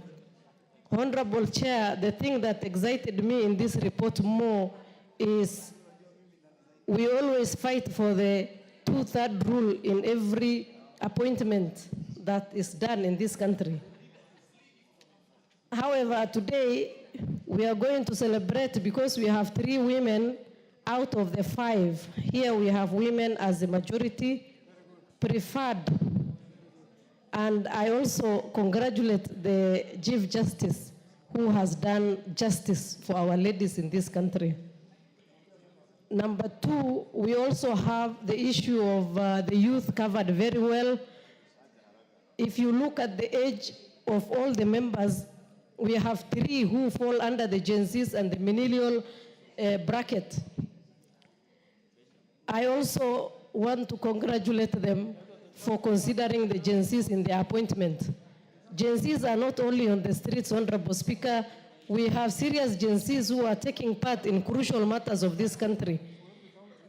An example is Ms. Christabel Ebosa, who has done so well in the interview, and until we didn't even get a chance to ask her more questions in the vetting process.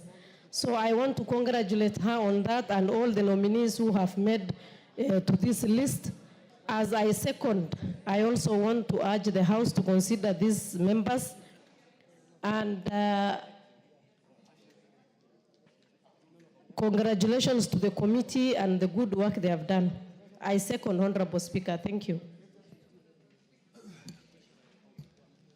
Honorable members, I now propose a question that taken into consideration the findings of the Departmental Committee on Justice and Legal Affairs in its report on the approval hearing of nominees for appointment as the chairperson and members of the Public Benefits Organization Dispute Tribunal laid on the table of the House on Tuesday, the 17th June, 2025, and pursuant to the provisions of Section 50 of the Public Benefits Organization Dispute Tribunal Act of 2013 and Sections 3 and 8 of the Public Appointments Parliamentary Approval Act, Cap 7F, approves the appointment of the following persons to the Public Benefit Organization Dispute Tribunal. Roman 1, Ms. Eunice Adoyo Otieno Arwa, chairperson. Roman 2, Ms. Christabel Mideva Eboso, member. Roman 3, Ms. Elizabeth Mbithe Mulwa, member. Roman 4, Dr. Leonard Kinyulusi, member. And Roman 5, Mr. Mohammed Sheikh Noor, member. Honorable Karemba. Karemba. Yes, that is the correct pronunciation, Honorable Speaker, and thank you very much. Honorable Speaker, from the onset, I want to start by saying that I support fully this motion on the motion that regarding the appointment of these very diligent Kenyans to this tribunal. And I wish to confirm that, Honorable Speaker, I am a member of the Justice and Legal Affairs Committee under the leadership of the Honorable Murugara, who led us to doing this very important assignment. Honorable Speaker, what excites me in this report and in the findings of this report is that the members of this tribunal are very well educated. Apart from that, we have 2 very young members in this report, this tribunal, and who also demonstrated ability in the responsibility that they are just about to assume. And you see, in this country, Honorable Speaker, we have had very many tribunals, commissions, and assignments that have only been given to the very senior citizens in this country. But now, seeing very young people being given opportunities to work in this high-level tribunal now inspires confidence even from the young people of this country that indeed there are opportunities for them when they get the training and the education that is needed of them. Honorable Speaker, also these members are coming from different regions in this republic, meaning that there is a fair distribution of opportunities, and I believe that this is the way to go, and even in the opportunities to come. So, Honorable Speaker, I support. Fair enough. The Honorable Rindikiri, MP for Buri. Thank you, Mr. Speaker, for this opportunity. First, I would like to identify myself with the findings of the Justice and Legal Affairs Committee on their assessment and subsequently presentation of the nominees. Mr. Speaker, tribunals play very great role, especially when there are issues related to disputes. Mr. Speaker, the public benefit organizations are what used to be called non-government organizations. These organizations, Mr. Speaker, are both local and international. And they engage themselves in various activities, education, health. They are also involved in public awareness in various parts of this country. In many cases, Mr. Speaker, you find they are required to adhere to the legal status of the country. Mr. Speaker, we used to hear a lot of complaints and tug of wars between NGOs and the government. And many of them, Mr. Speaker, particularly government requires to know where they have come from, what they are doing, what achievement they have gained in the areas where they are operating. In the process, Mr. Speaker, we would hear there are a lot of disputes. And therefore, a tribunal becomes very important because now when these disputes between the government and these NGOs come, there must be somebody to listen to them. Mr. Speaker, many of them requires legal decisions to be made. And also, we need a lot of fairness, of course, when a dispute arises. And Mr. Speaker, they also provide legal experts. And that's why I need to identify myself with the nominees. Are they qualified to perform these responsibilities? Mr. Speaker, these are lawyers of good standings, and they are people from very strong background, which to me, they are able to discharge the responsibilities of a tribunal. Mr. Speaker, the committee has looked at their CV, which we have also looked at. There is fairness in terms of the gender sensitivity, which is a requirement in our constitution. And Mr. Speaker, they have combined on all the required age brackets. So from this perspective, Mr. Speaker, I would like to say that the committee has done a good job, and I would like to urge that we support the nomination and confirm them to sit in this very important tribunal. I support, Mr. Speaker. The Honorable Member of Parliament for Ariela. Mr. Speaker, the nominees are qualified, suitable, and appropriate. I support. Honorable Elachi Beatrice. Mr. Speaker, you know when Senior has said that, he's telling us we finalize. But having said that, Mr. Speaker, is to support and to say that indeed, as the chair has said, I believe that we must appreciate the crucial role in resolving disputes, particularly in special areas. And this is one special area that is very interesting, an area where I know we've had a lot of challenges in how to work together and really harmonize and ensure this transformation in our people. So, Mr. Speaker, we also appreciate that Article 13C of the Constitution recognizes that the judiciary and the independent tribunals are indeed organs that are given the powers to deal with all the claims and most of the challenges we face in terms of law. So the most important thing is to thank those who applied and to ensure the team now that is coming in, that you're coming in an area that is very crucial, an area where we always have a lot of challenges, especially even challenges of just understanding, and especially the international organizations that we have under this authority that are going to be regulated, that when you come into a country, you come in to enhance and to build trust and to ensure, because you're also spending taxpayers' money that are coming from outside.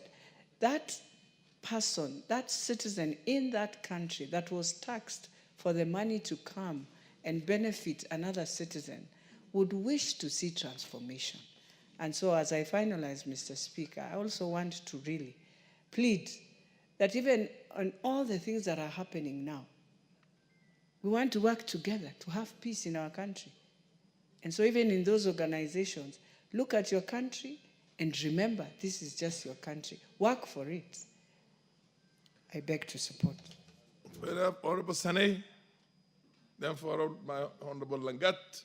Oh, I can see the Vice Chair of this very able committee, Mutuse. You will also have a go at it.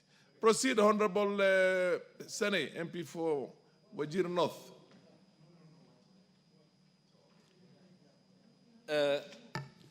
Thank you, Mr. Speaker. Public-private organizations have a wide mandate to perform.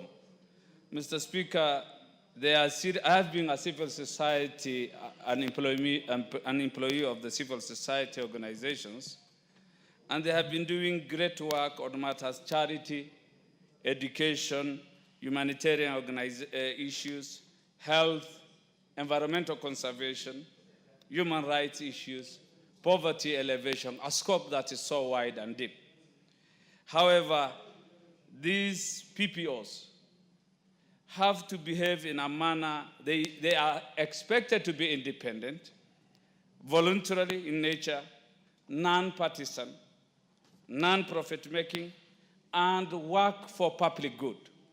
Over the years, we have had issues insofar as them behaving within that required values and principles.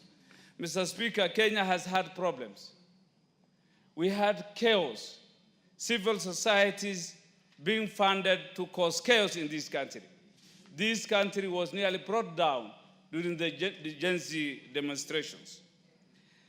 They have not been partisan as was expected of them, Mr. Speaker. So this tribunal comes at a time when they are required to at least resolve disputes on matters where things have not been done right. I mean, their leadership has been, they are led mostly by leaders who are privileged and who take their schools to top-notch schools. Yet they want Kenyans to suffer at times. Their purpose is mainly getting funds without regard to where the funds shall be used. They are the ones agitating for LBGT, Mr. Speaker. We belong to a moral society, a country that is anchored on recognizing God and religion. Mr. Speaker, our Constitution recognizes the family as the natural and the fundamental unit of this society, the basic unit, the source of social order. When we have civil society organizations trying to actively propagate LBGT, gay, in as much as there is a lacuna in our laws that doesn't forbid gay, you will see so many people supporting gay. So I think this tribunal, dispute tribunal, has a lot of work to do. This is the time they should at least engage and resolve disputes on funding, disputes on mandate, disputes on so many things that are done behind the country. We were about to lose our country. And I think this tribunal should be up to the task to make sure that we don't lose our stability. We safeguard our stability because we have enjoyed an island of peace for some time. You know, we have Somalia on one side. We know what is happening in Sudan, in South Sudan, and in other parts of the East and Central Africa. Mr. Speaker, if these civil society organizations are not audited, if they are not held to task, then I'm afraid we may lose our country. This tribunal should be tough and thorough on these PPOs. I support the nominees. Thank you. The Honorable Langat David, and then followed by the Deputy Chair of this. Mr. Speaker, I wish to support the committee. Mr. Speaker, the committee for the Kenyans who have been appointed to different positions of this tribunal, Mr. Speaker. Mr. Speaker, the committee is a arm of this parliament, and they have done background checks. They have checked their qualifications, Mr. Speaker, their reputation, Mr. Speaker, and therefore, and they have informed us here that all these Kenyans, right from the chairperson to the members, are all qualified in terms of academics, qualified in terms of reputation, qualified in terms of everything, Mr. Speaker. I support. The Honorable Mutuse. Honorable Mutuse, Vice Chair, please give him the mic. Thank you, Mr. Speaker. I will be very brief. Number one is to thank our chairman, the chairman of the Justice and Legal Affairs Committee, the member for Tharaka, Honorable George Gitonga Murugara, for good stewardship of the committee while considering and vetting the nominees. Number two, Mr. Speaker, Parliament would recall that while the Public Benefits Organization Act was enacted in 2013, it was only operationalized recently in the year 2024. And if my memory serves me right, this will be the first tribunal under the Public Benefits Organizations Act. And therefore, it behoves upon the membership, the chairperson and the membership, to set the record straight because they are the trade setters. I am very pleased with the persons nominated to be chairperson and members because, as Senior Counsel Otiendo Omolo has said, they are very qualified. Number two, they are a good mix in terms of gender. For the first time, the women gender is more than the male gender in the committee. And number two, they are also well balanced in terms of generational equity. There are those who are of age and there are those who are young, in order to bring the different experiences so that young people in this country also know that they can sit in tribunals, they can sit in public bodies for as long as they are qualified.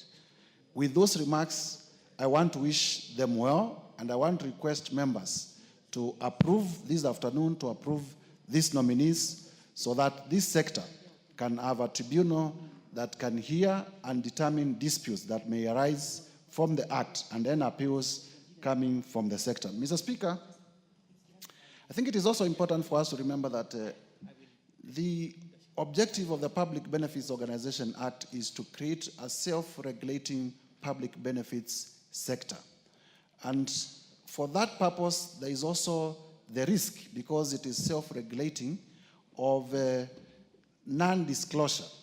And there is also an overriding objective that the organizations, which initially were primarily non-governmental organizations, also promote good governance and accountability. And as you have seen, also part of promoting good governance is to ensure that they are not used for proliferation of illicit flows of finances that may be used to harm either the security or other aspects of our national economy. And therefore, as disputes arise, we want to urge those nominated to put the country first, to know that even the organizations that are funding our public benefits organizations are doing so because of their own interest. They are not doing so because of our national interest at all times. And to be careful that such that public benefits organizations are not used to advance the interest of other nations to the detriment of our national interest. I support. Madam Mukami. Thank you very much, Honorable Speaker. Honorable Speaker, I rise to support the nominees after going through their names and after hearing from the chair. They all have what it takes. And Chairman, I want also to thank the chairman because I can see the women are very well represented. We also have youth there. Generally, they have what it takes. And you know, NGOs are really good and they normally serve us very well, especially in my county. I've seen them helping people living with disability, women, and youth. I hope they are going to deliver as we expect them to do, and I support. Madam Wako, Naomi. Thank you, Honorable Speaker, for giving me this opportunity to also confirm my support to the nominees. Honorable Speaker, the nominees who are appointed to the Public Benefit Organization Dispute Tribunal are well considered. I have gone through the report. I have also seen that they all qualify for the positions, and the members of that committee have done good work, and I also want to congratulate the committee members for that. I also want to tell the nominees, and especially the chair, Eunice Adoyo Atieno Arwa, when they take up their responsibility and when they are sworn in, they should represent the entire country, and they should also represent the interest of everybody, because now that they are there on behalf of all of us, on behalf of all Kenyans, representing the entire nation. I also want to say that, yes, we are going far because this government is putting a lot of attention to nominating the qualified people for different positions and also representing the entire nation. Mine is just to say, yes, I support, and I support the motion, and let them serve the country in the best possible way, as if there is no tomorrow, because we have a lot of responsibilities. We need to give our best to the country, because this is the time that God has given all of us to serve this country. Thank you, Honorable Speaker, and I support. Honorable members, I get the feeling that there's a concurrence. Oh, yes, you want to contribute. You had not put in your card. Anyway, proceed, Honorable Member. Thank you, Speaker. Thank you, Speaker. Speaker, I support this nomination of the tribunal members. Legally, this is a tribunal which can be able to sort out a number of disputes instead of escalating them in the wrong forums. And looking at the characters or the people who have been picked as members of this tribunal, Speaker, you see that they are the most qualified people whom we can say that they are fit to be... They are not characters. They are eminent personalities. The personalities. If looking at the even characters, when it's put in the right word. Honorable Member. Speaker, when it's put in the right perspective, it's just describing a person. It's not an insult, neither and the meaning, but it's just a way of describing a people. But I'm saying these nominees of ours, they are the best whom we can say that they are best placed at this time to be where they are positioned now.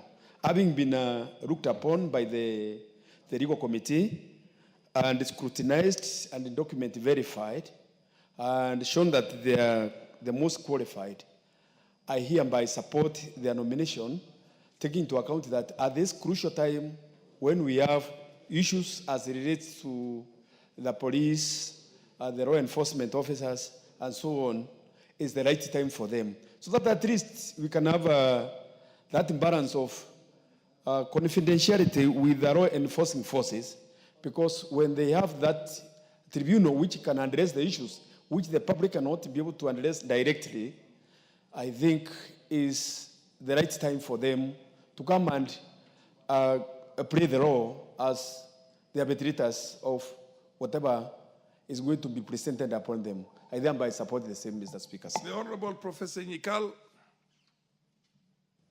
Thank you, Mr. Speaker. I rise to support the report of the committee. Mr. Speaker, what we used to know as NGOs or the public service organizations now are actually an important part in a democratic society. Mr. Speaker, they offer charity in service delivery. Very often, they do the most public education on all matters of public interest. They lobby when we have new policies, when we have new laws. Many times they are the first to actually draw attention to public interest in those issues. And therefore, they are very important politically, and to that extent, they are also very controversial. Often they are funded from foreign sources, and again, that puts them in controversy, particularly when we want to pass laws or we want to do things that are not supported by the public. So, Mr. Speaker, the need for a tribunal for them is important because they'll face many criticisms. They'll face many criticisms. So they'll be accused of many things. And sometimes they may also do things that are not public interest. So this tribunal is extremely important. The team that has been proposed, according to the committee report, have actually gone through the correct process. Each has been found to be suitable, the educational requirements, professional requirements, and experience. I have had opportunity to interact with some of them, particularly the proposed chair, and this is a lady of great integrity, great industry, and I've seen how she can lead public organizations. I think she'll do a good job. With that, Mr. Speaker, I support.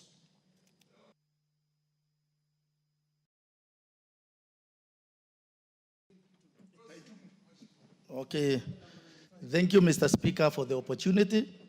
I rise also to support this progressive act through JLAC under the stewardship of very able chairperson, Honorable Murugara. I want to say this one will create a very good atmosphere in matters of taming the sector. When you look at the nominees, they are people of high credibility, people of integrity, and I believe the lady who has been nominated as the chair will be very able to rein the sector and, more importantly, to serve the Kenyans with integrity that is deserved. Mr. Speaker, I want to support this act, and we expect that the members will do what it pertains for the membership and the tribunal. Thank you, Speaker.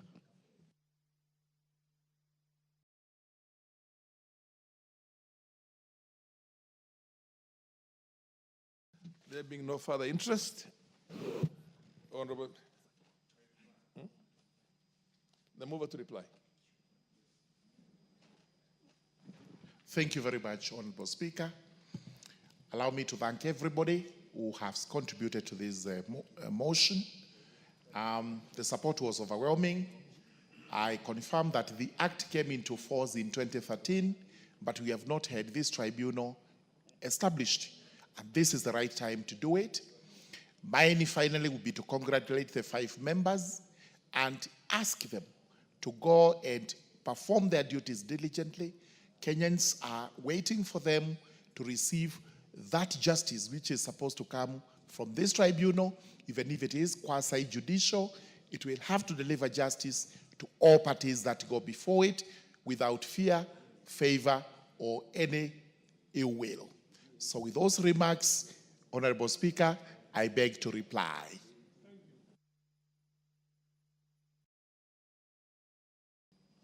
Thank you, Chair. Under the circumstances, I now put the question. That taking into consideration the findings of the Departmental Committee on Justice and Legal Affairs in its report on the approval hearing of nominees for the department, for the appointment for appointment as the chairperson and members of the Public Benefits Organization Dispute Tribunal laid on the table of the House on Tuesday, the 17th June, 2025, and pursuant to the provisions of Section 50 of the Public Benefits Organization Dispute Tribunal Act of 2013 and Sections 3 and 8 of the Public Appointments Parliamentary Approval Act, CAB 7F, approves the appointment of the following persons to the Public Benefit Organization Dispute Tribunal. Roman 1, Ms. Eunice Adoyo Otieno Arwa, chairperson. Roman 2, Ms. Christabel Mideva Eboso, member. Roman 3, Ms. Elizabeth Mbithe Mulwa, member. Roman 4, Dr. Leonard Kinyulusi, member. And Roman 5, Mr. Mohammed Sheikh Noor, member. Will as many of the opinion say aye? Aye. Will as many of the contrary opinion say nay? The ayes have it. Next order. Order number 16, the County Public Finance Laws Amendment Bill, Senate Bill number 39 of 2023, second reading. The Chairman, Departmental Committee on Finance and National Planning. Proceed, the Honorable. You're doing it on behalf of your chair. Thank you, Mr. Speaker. Mr. Speaker, I wish to move that the County Public Finance Laws Amendment Bill, Senate Bill number 39 of 2023, be now read a second time. Mr. Speaker, this is a fairly simple bill, Mr. Speaker, because we are seeking to give the county assemblies financial autonomy, Mr. Speaker, by creating what the bill is calling County Assembly Fund, Mr. Speaker. Mr. Speaker, this bill, as I've said, establishes the County Assembly Fund. It also defines the administration of the fund under Clause 5, Mr. Speaker. And Mr. Speaker, it also says what the fund will be able to fund, Mr. Speaker, and also the monies that will be contained in the fund, Mr. Speaker. Mr. Speaker, it also gives the controller of budget the powers to be able to be, the bill is calling it fewer rights, to be able to be checking the account, Mr. Speaker, to avoid corruption, Mr. Speaker. Mr. Speaker, what will happen is that for every county assembly, they will create what we call the County Assembly Fund, Mr. Speaker, and this fund will be maintained in the Central Bank of Kenya, Mr. Speaker. Number 2, the administrator of the fund shall be the county assembly clerk, Mr. Speaker, who can also designate another member to be the accounting officer. Number 3, Mr. Speaker, is that no money in this account shall be withdrawn without the approval of the controller or budget. Mr. Speaker, I think for a very long time, county assemblies have worked as appendixes of the county governments, Mr. Speaker, and no independence, because the moment you rely on the person you are oversighting to give you money, Mr. Speaker, you will not be doing your job properly, because they'll be controlling you from behind through the financial disbursement, Mr. Speaker. So this bill, I think, is a very progressive bill, which will now make county assemblies to be more independent financially, to be able to do their job well, Mr. Speaker. We are also saying, of course, the monies will go to the county treasury, but in this bill, we are saying the county treasury must, and not later than 15th of every month, must send the money to the county assembly fund for the purpose of the county assembly, Mr. Speaker. So I think if we pass this bill, our county assemblies will be able to better do their oversight role, their representational role, their budget role, legislation role, Mr. Speaker. So I think I want to propose to this House that we pass this bill. We make it county assemblies more independent. We are even saying, even if the money is not used, Mr. Speaker, for one reason or the other, that money shall still remain in the county assembly fund for the purpose of which they had been budgeted for. So, Mr. Speaker, I want to support and ask members to support. You want to move? I move, Mr. Speaker, that I request members to support, Mr. Speaker, and I want to request my colleague, Honorable Irene Mayaka, to second, and members, let us support our county assemblies. Yes, Irene Mayaka. Thank you, Honorable Speaker. Honorable Speaker, it gives me an honor and privilege to actually second this motion, which is the Senate Bill It's a bill. It's a bill, not a motion. Senate Bill number 39 of 2023 that seeks to actually give county assemblies autonomy that will give them independence. Honorable Speaker, I say it's a privilege because I am a previous member of County Assembly, and in my experience when I was at the County Assembly of Nyamira, there was a lot of push in the County Assembly forums for MCAs to be able to have this autonomy. The second reason, Honorable Speaker, is because currently, and I know a majority of members and public have witnessed what is going on in the County Assembly of Nyamira, where the County Assembly MCAs, the County Assembly Secretariat have been totally put on the ground for the last 9 months, unable to even pay salaries for both the MCAs and the workers of the County Assembly.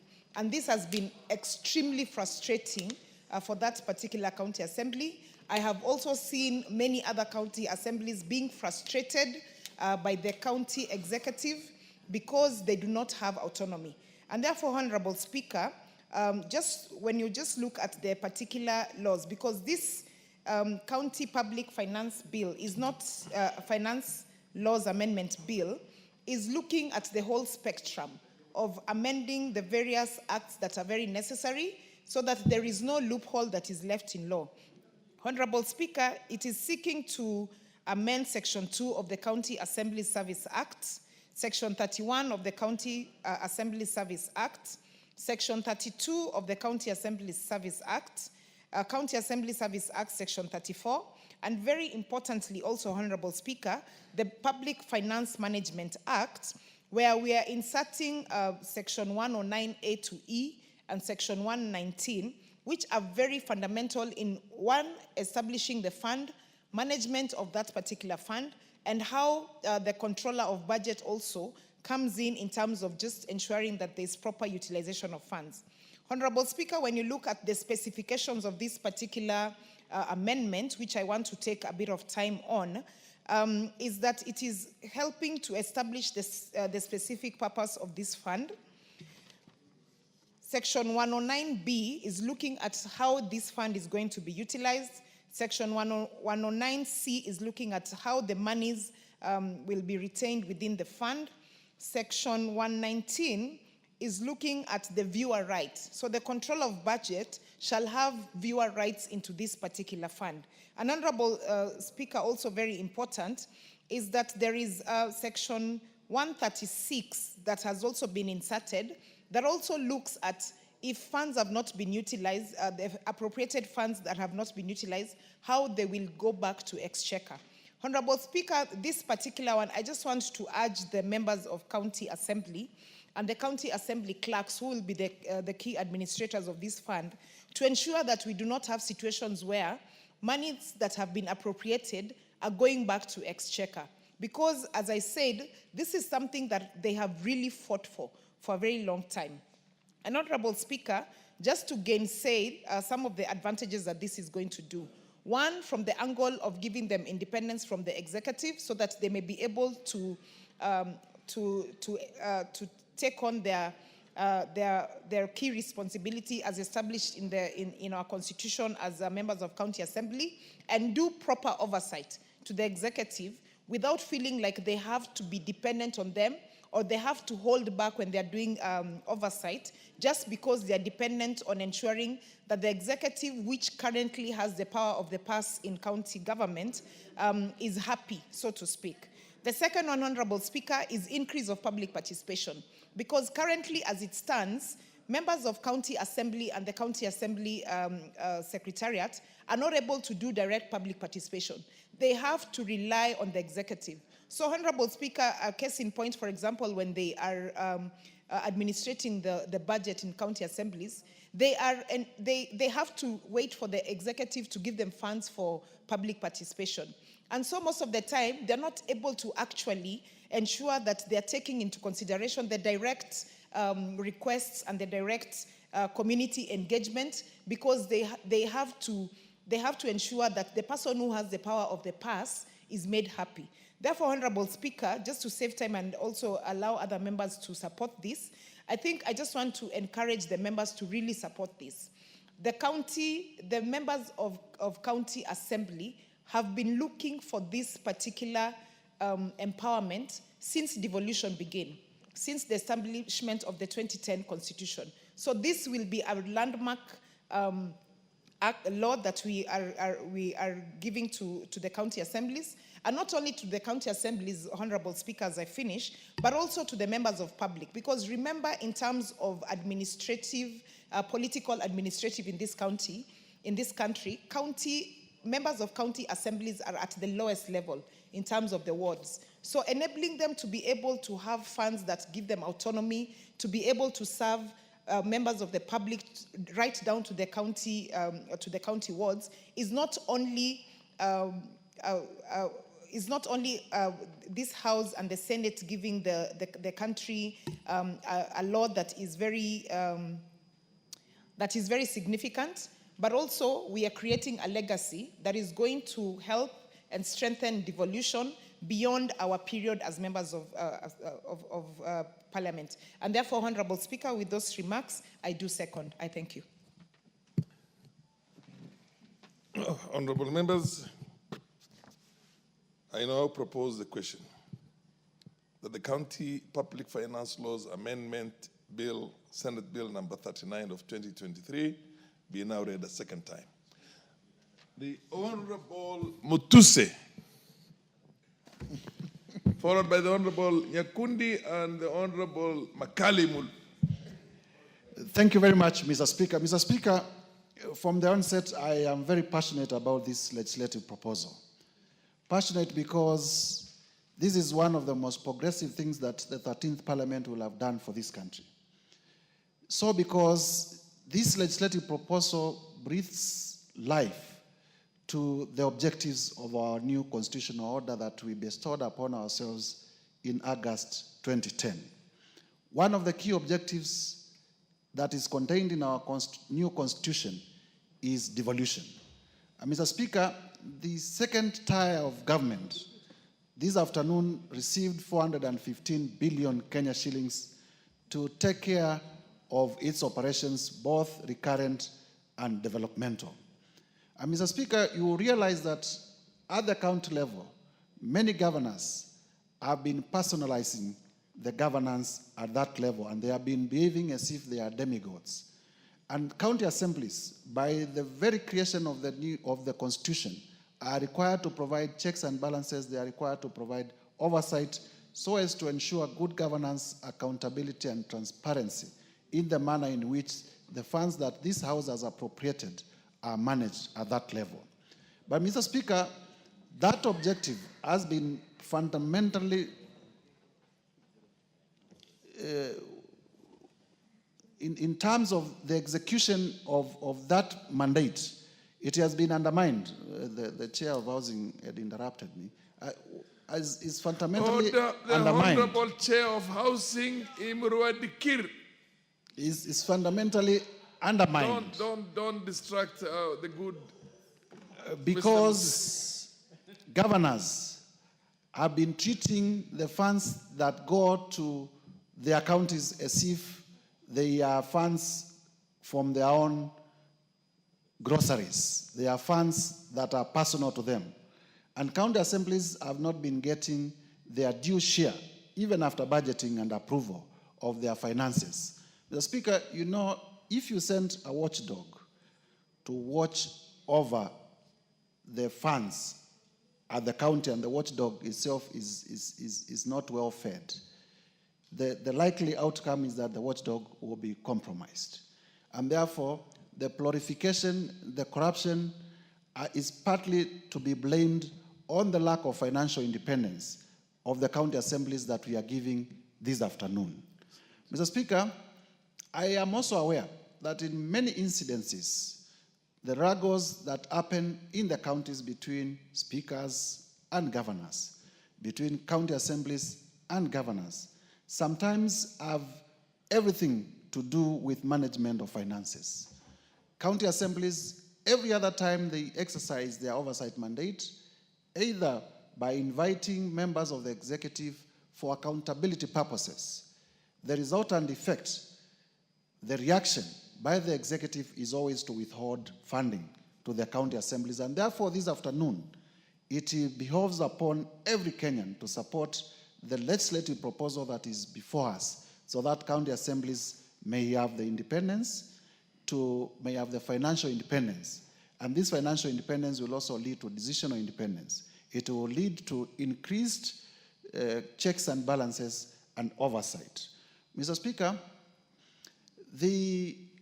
there are those who argue that county assemblies should not be given financial independence because they are not able to manage the finances. And I totally disagree with them, because this is a school of thought that wants to micromanage institutions. The framers of our Constitution, their wisdom was that at that level, there needs to be two distinct bodies, two distinct branches of government, the executive and the legislature. And just like at the national level, it is important that the county assembly, being the second arm of government at the county level, has financial independence. And therefore, I want to thank the Senate. I want to congratulate our own committee led by Kimani Kuria, and here in the House by Ambassador Lagat, and ably seconded by my sister from Nyamira, that we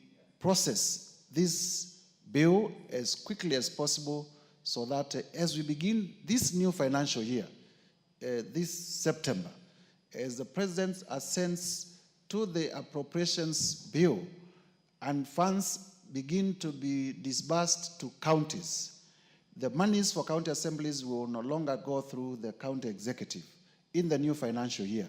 That county assemblies will get their money directly from the National Treasury, and the necessary checks and balances as stipulated by the Controller of Budget, and also Auditor General reports will apply in terms of accountability at that level. Members of County Assembly also, to whom much is given, much is expected, as I conclude. And therefore, because you have fought for financial autonomy for now about 12 years since devolution came in 2013, and it is coming to you. Today, I read the mood of this House to be that we will approve. As it comes to you, you are also required to exercise, to demonstrate that you are worth managing your own finances, that you were not fighting for it because you wanted to fill your tummies. You are fighting for it because you wanted to promote good governance, you wanted to promote devolution, and you wanted to exercise independence so that the finances, the taxpayers' money that comes to the counties can have more benefit to the people at that level. And Mr. Speaker, for that reason, I support. The Honorable Nyakundi. Thank you, Honorable Speaker, for giving me this opportunity to also say a word on the County Public Finance Amendment Bill, Senate Bill number 39. This is one of the most progressive bills that the 13th Parliament will be remembered for.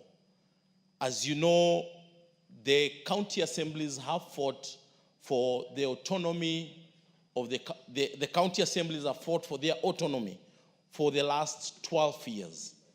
And out of that, most of the county assemblies have not been able to oversight the governors as they are required to oversight, because most of these governors have kind of made the funds that come to the county assembly like their own funds, making sure that the members of county assembly are following them so that they can be able either to get development in their constituencies or get something. Most of the MCAs have been made slaves of most of these governors. If there's one bill that I am very happy today to discuss, and I hope that this House will be able to pass this bill as fast as possible, is this county public finance bill of number 39. Because for sure, most of the MCAs, we have been complaining here how most counties are not doing their roads. Most people are complaining because most roads are not being done.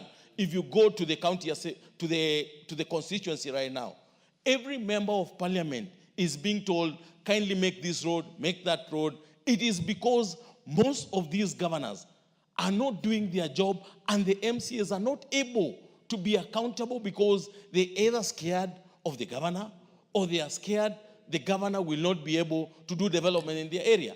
I can give you a good example. If you go to Nyamira County today, Nyamira County has 2 speakers. Nyamira County has 2 clerks. For the last 9 months, they've not been able to move because they have 2 speakers. One who is in the county assembly and another one who's operating from a hotel just close by. And I want to thank the Senate and the Honorable Kimani Kuria for bringing this bill. If there is a bill that will change the things that we see in our county assemblies, is this bill. And I want to also put a word that I'm so impressed because this bill has said that by the 15th of every month, the money that is supposed to go to the county assemblies should go to the county assembly. And in case they do not spend the money, that money will remain there, and even the control of budget will be able to oversee how the county assemblies are spending the money or are spending the resources that are coming to the county government. Just the other day, just today, we passed the mediation bill, and about 415 billion Kenya shilling is going to the county government.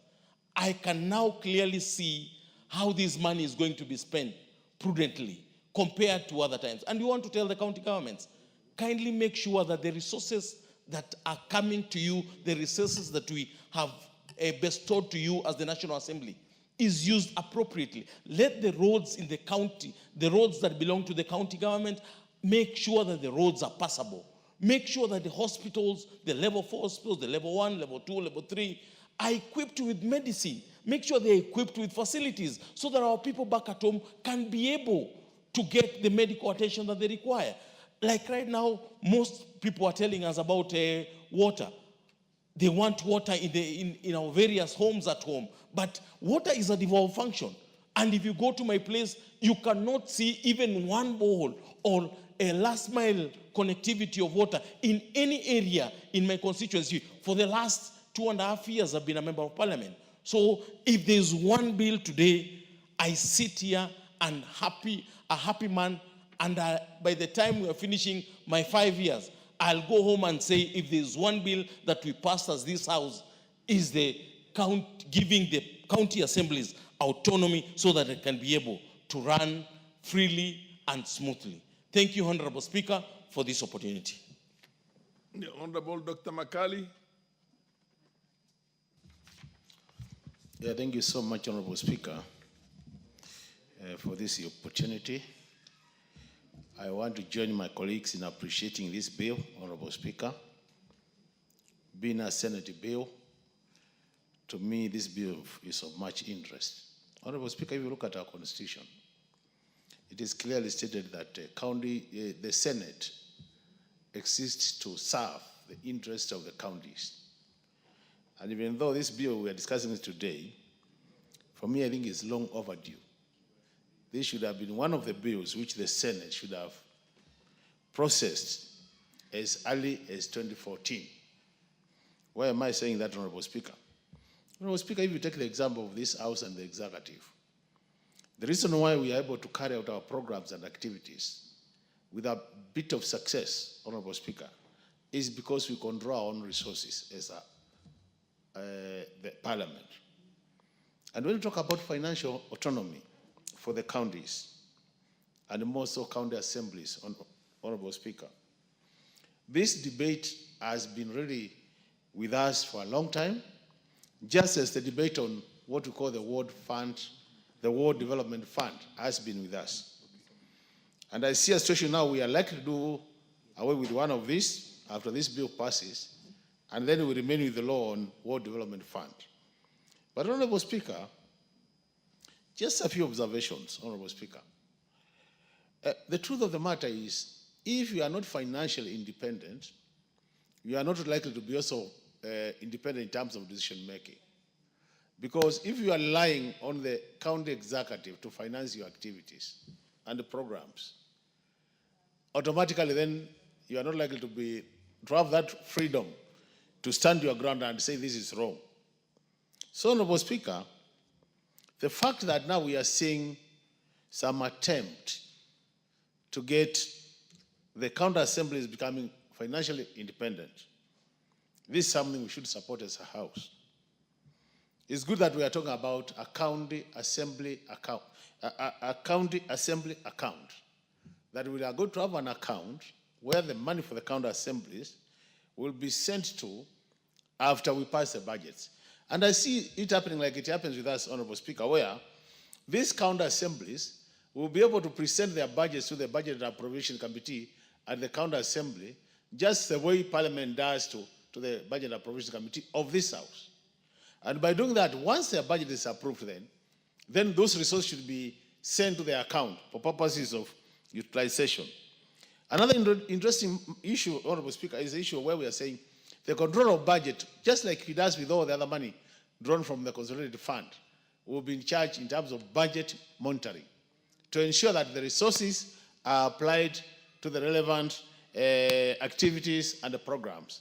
And Honorable Speaker, the control of budget over time has been complaining that at times you would approve money for different activities and you end up this money being paid for different activities. So I think really the idea of bringing the control of budget is to make sure that whatever money is approved by the control of budget then will be used for the intended purpose. And that's why to me that becomes very important, so that county assemblies can do their work as expected in the Constitution, because they have a constitutional mandate. But I would want really the chairs, when the chair was moving this bill, there's something he said which I don't know whether it was an omission or it was just is what is in the bill. That he says the money which is paid to the county assembly accounts will be not, once the year ends, it's rolled over, the way we do the CDF. I think that's an area we need to get it right, because even in this Parliament, Honorable Speaker, we don't get our budgets rolling over to the next financial year. Come 30th June, all the money which is not spent is expected to disappear from the books. And that is aligned to our new policy of doing zero-based budgeting. So that once you say you roll over, then you are killing the spirit of zero-based budgeting. So I think that's an area that we might need, when we go to the third reading, we might have to think about that fact, that we ensure the money is spent on annual basis, because our budgeting process, Honorable Speaker, is annual but 2 years rolling. So you have what we call the annual year, but other 2 outer years, which you, for purpose of budgeting. So it should be like that, so that if the assemblies are not able to spend their money by the 30th June of every year, just like another government institution, then automatically they should provide a justification for the next financial year, so that, Honorable Speaker, we don't cause confusion to our financial management issues. And Honorable Speaker, basically, I don't think there is much to say about this, but this is a very exciting moment. I wish this moment came about 9 or 10 years ago, so that today we would have county assemblies which are independent, because the problems we are seeing with corruption in the county executives, Honorable Speaker, is basically because our county assemblies don't have really what it takes to say no to some of the things happening within the county executives. But with this now financial autonomy, they will be able to say no and still carry on their activities. So, since their role is just like ours, legislation, representation, and oversight, now we think with the introduction of this financial autonomy, they should be able to carry that role effectively. We wish them all the best as now start the new journey with financial independence. Thank you so much, Honorable Speaker. The MP for Luanda, the Honorable Mungu. Thank you very much, Speaker, for the opportunity given that I may also add my voice to this very, very important piece of legislation. Mr. Speaker, allow me first and foremost thank them that came with the idea of having the county assemblies independent. Since devolution came into existence some 13 years ago, we have, as a country, we have been able to deliver, rather to send a lot of funds to the counties, Mr. Speaker, in trillions to date, 13 years down the line. In this current regime, I was just trying to check, Mr. Speaker, the government has been able to disburse over 1.2 trillion shillings to counties in terms of devolved funding. And this bill comes at a time where we have just been able to pass 415 billion allocated to counties, Mr. Speaker. But one of the greatest weaknesses we've seen all along is that the county assemblies, which are supposed to oversight, which are supposed to keep an eye on behalf of the common mwananchi over these funds, has been limping, Mr. Speaker. Limping because they have been depending on the executive, the county executive, to facilitate, to ensure that they are able to do their work. And therefore, the idea of having a county public finance law, Mr. Speaker, is such a brilliant idea because it will go a long way in ensuring that all the funds which are devolved, all the funds that are sent to our counties, Mr. Speaker, are properly oversighted. Mr. Speaker, just like in the national government, we have parliament which is independent, having its own budget. We have judiciary which is independent, having its own budget. We have the executive, Mr. Speaker, who have their own budget. None of this, Mr. Speaker, will actually be impaired or rather fail to exercise or to do its duty because of lack of resources. But on the other side, Mr. Speaker, on the second tier, where the county governments have been, Mr. Speaker, we find a situation whereby our members of county assemblies for a long time have been crying. For a long time have been asking that we have a position which can actually make them empowered enough to oversight the county, Mr. Speaker. We all agree, Mr. Speaker, that huge sums of money have been devolved to the county governments. But yet we didn't give the MCAs enough teeth to bite.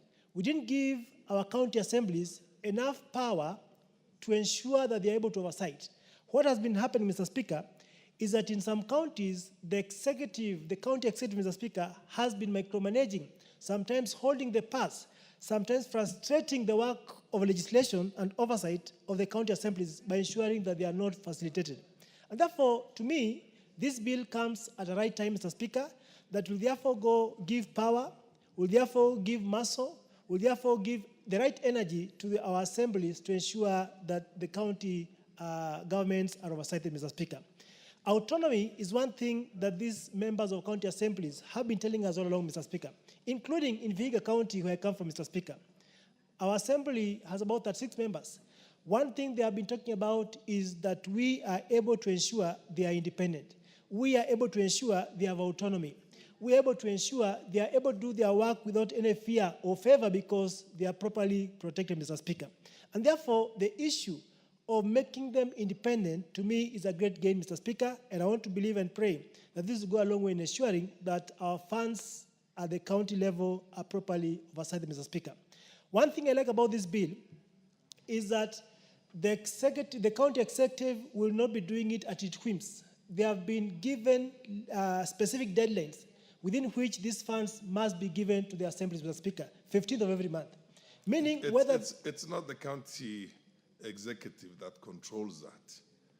It is the control of budget. The control of budget. Thank you, Mr. Speaker, for that. So the actual independence itself of autonomy is total. That money doesn't go through, as far as the bill is concerned, through the county government. Thank you, Mr. Speaker. It's in line with exactly how we do it here in the National Assembly. Exactly. Okay. So that was, Mr. Speaker, is a great deal. And all I may ask is that now that these funds, we have a clause that says, Mr. Speaker, if these monies are not spent we should not even envisage a situation whereby at the end of the financial year, funds have not been spent because of maybe lack of flair of the accounting officers. What we need to ensure that these funds are given to the assemblies and they actually spent so that they are not rolled over, as Mheshimiwa Daktari was actually alluding to. Therefore, I stand support and say that this is a great gain that will go a long way in ensuring that devolution works. Thank you, Mr. Speaker.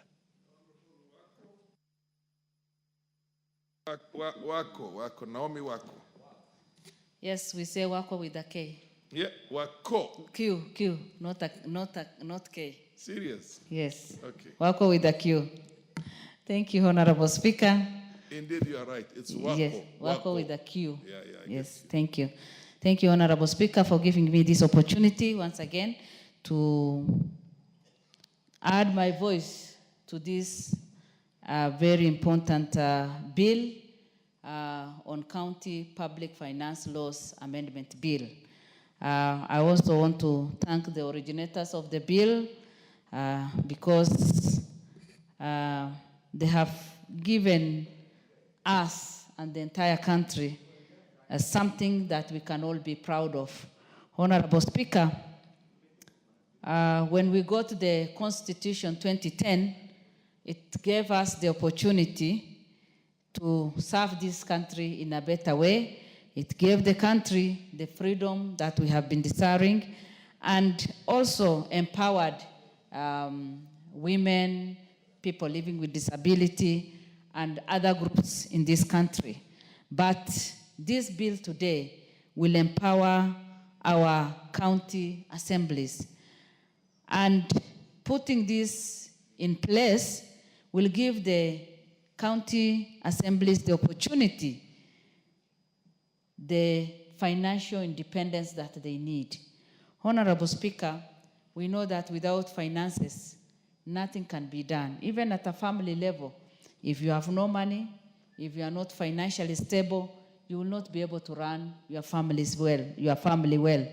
And giving this to our counties is the best gift that we can do as 13th Parliament. And again, for those people who are aspiring to be the CEOs of the county government, then we have something in place that will put accountability in place, that will give hope to county assembly, that will also make them own whatever they do at the county level. This will allow for more direct control over the operational budget. The members of the county assembly will have more direct control, and this will give them the freedom to do their oversight.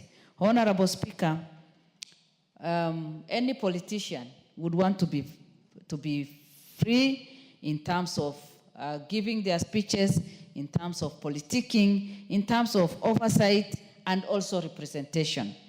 They have been lacking this particular part before, but when we give now, this will be assented to, then we know very well that our county assembly will be empowered fully.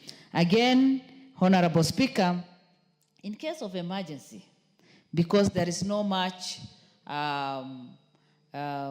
bureaucracy, controls, they will be able, in case there is any emergency, because we know that some of us come from dry areas where sometimes we get flooded, floods affect, drought comes, and we lose animals, and maybe some sickness comes, and diseases come, and people get sick, and all these things. And sometimes you need emergency funds.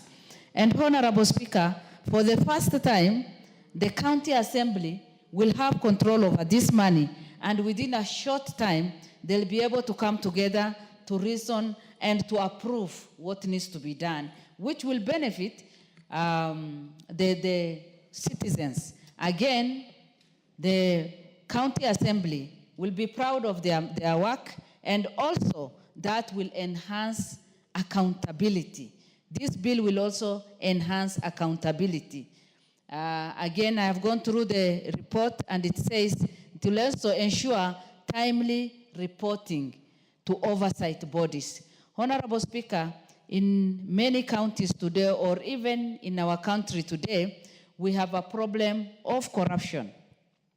And the measures that have been put in place, I think will give us the assurance that there'll be accountability, and they will also be more effective because the funds will be there and they will also be able to serve their people.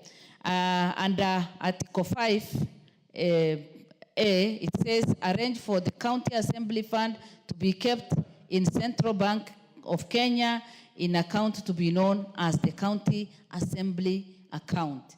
Honorable Speaker, this is something that we should all support because they will have the funds in their own account. They'll be able to run their projects and programs. They'll be able to do better services delivery, and they will be able to reach out to people that they want to serve and do the necessary projects that are supposed to be done. With those few remarks, Honorable Speaker, I support this bill, and the earlier we assent to it, the better, so that our counties can benefit from this. Thank you. Honorable Umul Khair, followed by Honorable Chematian.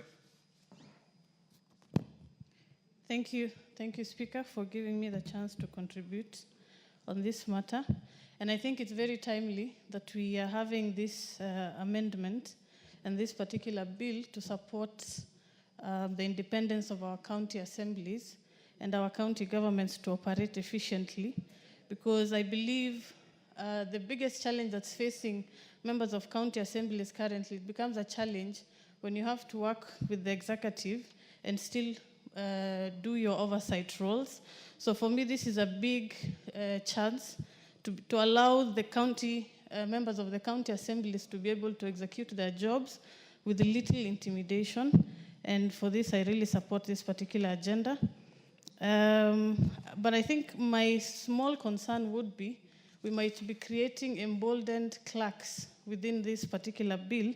So maybe my proposal would be that we have a particular guidance on how we can address that, because we might have a challenge where the clerks are running everything and might even be undermining the work that should be done in the county assembly.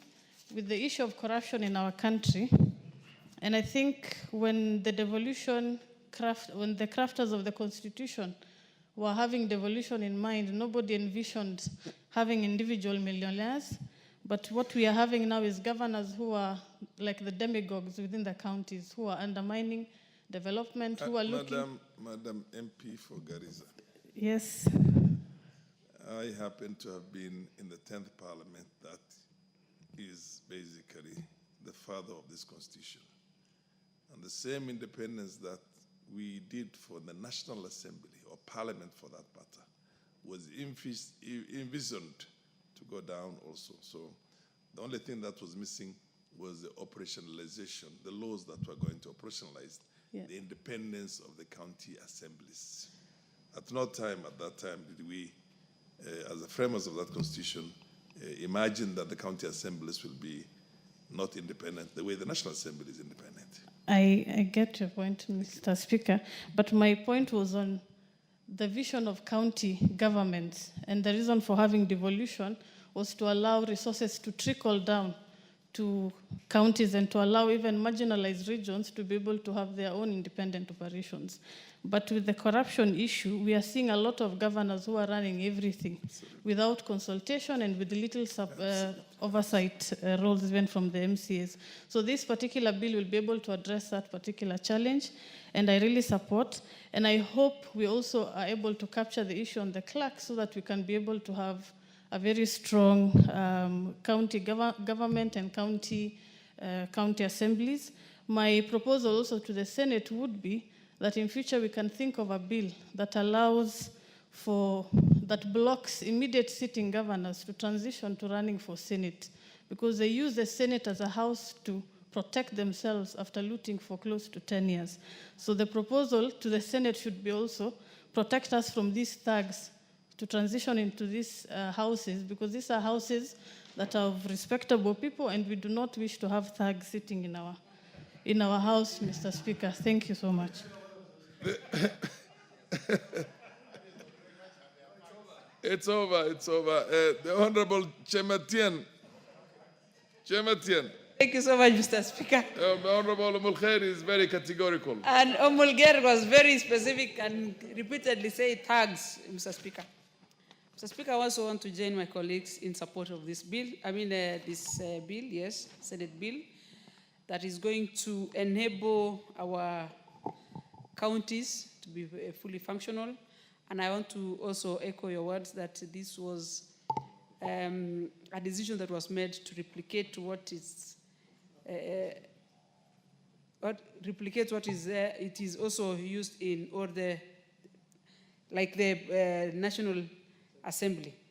Mr. Speaker, if you go through the bill, it has categorically shown how this fund is going to be utilized, it's going to be expensed, and to almost an extent that they are actually giving details on how the money is going to be managed. And this Finance Management Act is, if you ask me, Mr. Speaker, is going to help us manage our counties, specifically, and going to every individual county with their own, in terms of numbers, in terms of locations, because it all differs from the regions in this country. And I would really encourage that this is a very nice bill, because, Mr. Speaker, if you look at what our MCS go through, as much as they want to do their work without interfering with the executive,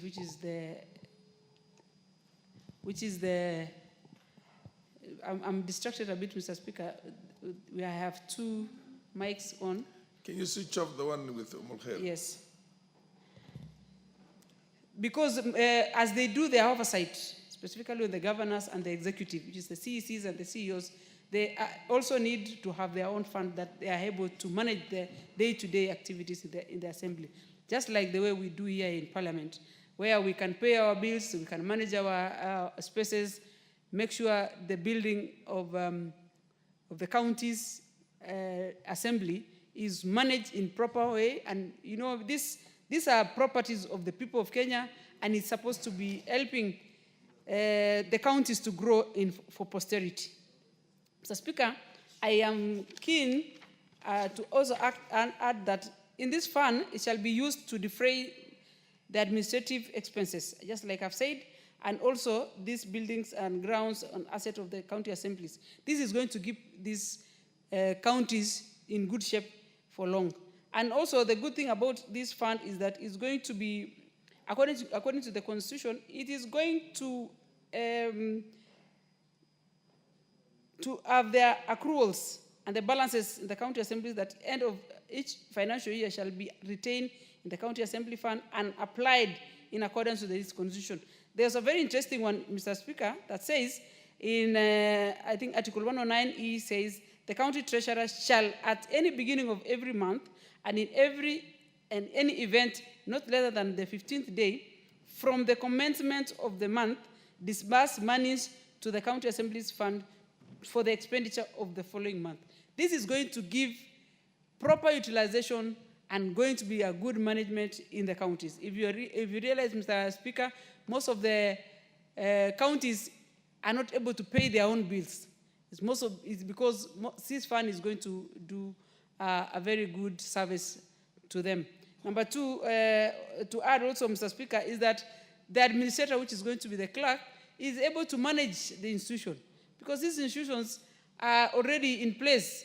And for us to maintain and make them useful for all our future, we have to give them opportunity to serve and through this Finance Act. Otherwise, Mr. Speaker, I want to say thank you, and I want to say I support this Finance and bill. Thank you. Honorable Naisula, the lady from Samburu. Thank you very much, Mr. Speaker, and thank you for giving women in quick succession the chance to speak, because we are always thrown in like beans in Githeri. But thank you very much. Thank you so much. I'll take a very few minutes, Mr. Speaker, because my colleagues have said a lot about this bill. I want to support the County Public Finance Laws Amendment and commend the Finance Committee from the Senate, led by the Chair, Honorable Roba, for coming up with this very important bill. And you know, as you have rightfully said severally, that you were there during the constitution-making process, and the Constitution is a live document. It is something that, as we implement it, we learn, we see what needs to be done progressively as a country. And so this is one of the issues that the Senate has seen is a challenge, and also our county assemblies, because I know many members here whom their county assembly members have reached out to, that when this bill comes to the floor of the House, we support, because they have noted that there is a big challenge when they have no autonomy, and especially of their finances and how they run and manage the resources that come to the county assemblies, Mr. Speaker. It is quite demoralizing when it is the executive which allocates money. And it's like the assemblies are the qualms of the executive, of the counties. And so that they have to wait for the executive, how much money, it's like they're begging for that money, Mr. Speaker. But as you had rightly said, it will mirror what we have as the National Assembly or as Parliament, what we have with the judiciary and also the executive. Because we've seen also another challenge in our counties where MCAs have to run around looking for the ward fund, and if you don't support that governor, you will not be given ward fund, so it's like tokenism to the county assembly members and what they're supposed to do. But also, most importantly, I'm sure once they have their own resources, it will facilitate them better to do their work. Just as we are facilitated here to execute our mandate in Parliament, I think when our county, I believe that when our county assemblies are well-resourced, then their motivation, their way of working will be improved. And that is also what we expect to see from them once we pass this bill, Mr. Speaker, and it is assented to. It is also coming in at the right time when we are doing the budget process, and we just passed DORA. So I hope it can be expedited, it can be assented to, so that it can start working, Mr. Speaker. And so with that, with those very many remarks, I support. The Honorable MP for Tharaka, Murugara. Yes, thank you very much, Mr. Speaker. Mr. Speaker, I begin by saying three things. Number one, of late we haven't seen anything good coming from the Senate, apart from some bills which have been falling when they come here, and some of which we've been rejecting outright, because they've been busy or busying themselves with things that do not concern them. But for now, this period of time as we debate, something good has come from the Senate. A bill trying to entrench a fund in the Public Finance Management Act to secure ward representatives, the MCS. Independence of the county assembly. Number two, as we strive for independence of the county assemblies, we must also remind ourselves that we have not had kind words for governors. And this is not out of malice. It's reality on the ground. And we've always said it. If the governors are working well, let one of them stand up and say, this is what I have done this year. I'm competing with the CDF. Let CDF show us what they've done. I will show you what I have done, and I'll win against CDF. While CDF is poultry money, they have all these resources. They have nothing to show for it. Therefore, we continue with being unkind to them, because they're also not being kind to Kenyans when they do not apply monies allocated to them by this House prudently and appropriately. Thirdly, when we pass this, the MCS, who are actually the basic representation at the grassroots. I've been crying for the Ward Development Fund. We know very well, we've responded to them by saying this can be local legislation in each of the counties, but there may be an avenue available, and the Senate must look at it again, which is the appropriate law we should amend at the national level to ensure that MCS, the members of the county assemblies, do have a ward development fund which they can use to develop wards, similar to a structure where we have the CDF, which is based at a constituency but does not involve a member of parliament. Also, these ward development funds would actually not involve members of county assemblies, but would be administered in line with the way CDF is administered. We now need to enhance the county assembly's autonomy. And one way of doing it is to establish this fund. Governors who have converted themselves into demigods, and in the counties, they are infallible. They cannot be faulted, especially by members of county assemblies, whom they hold to ransom, so that when they want everything passed, they have to dangle little monies, dangle the pass on them so that they can get the favors. Time has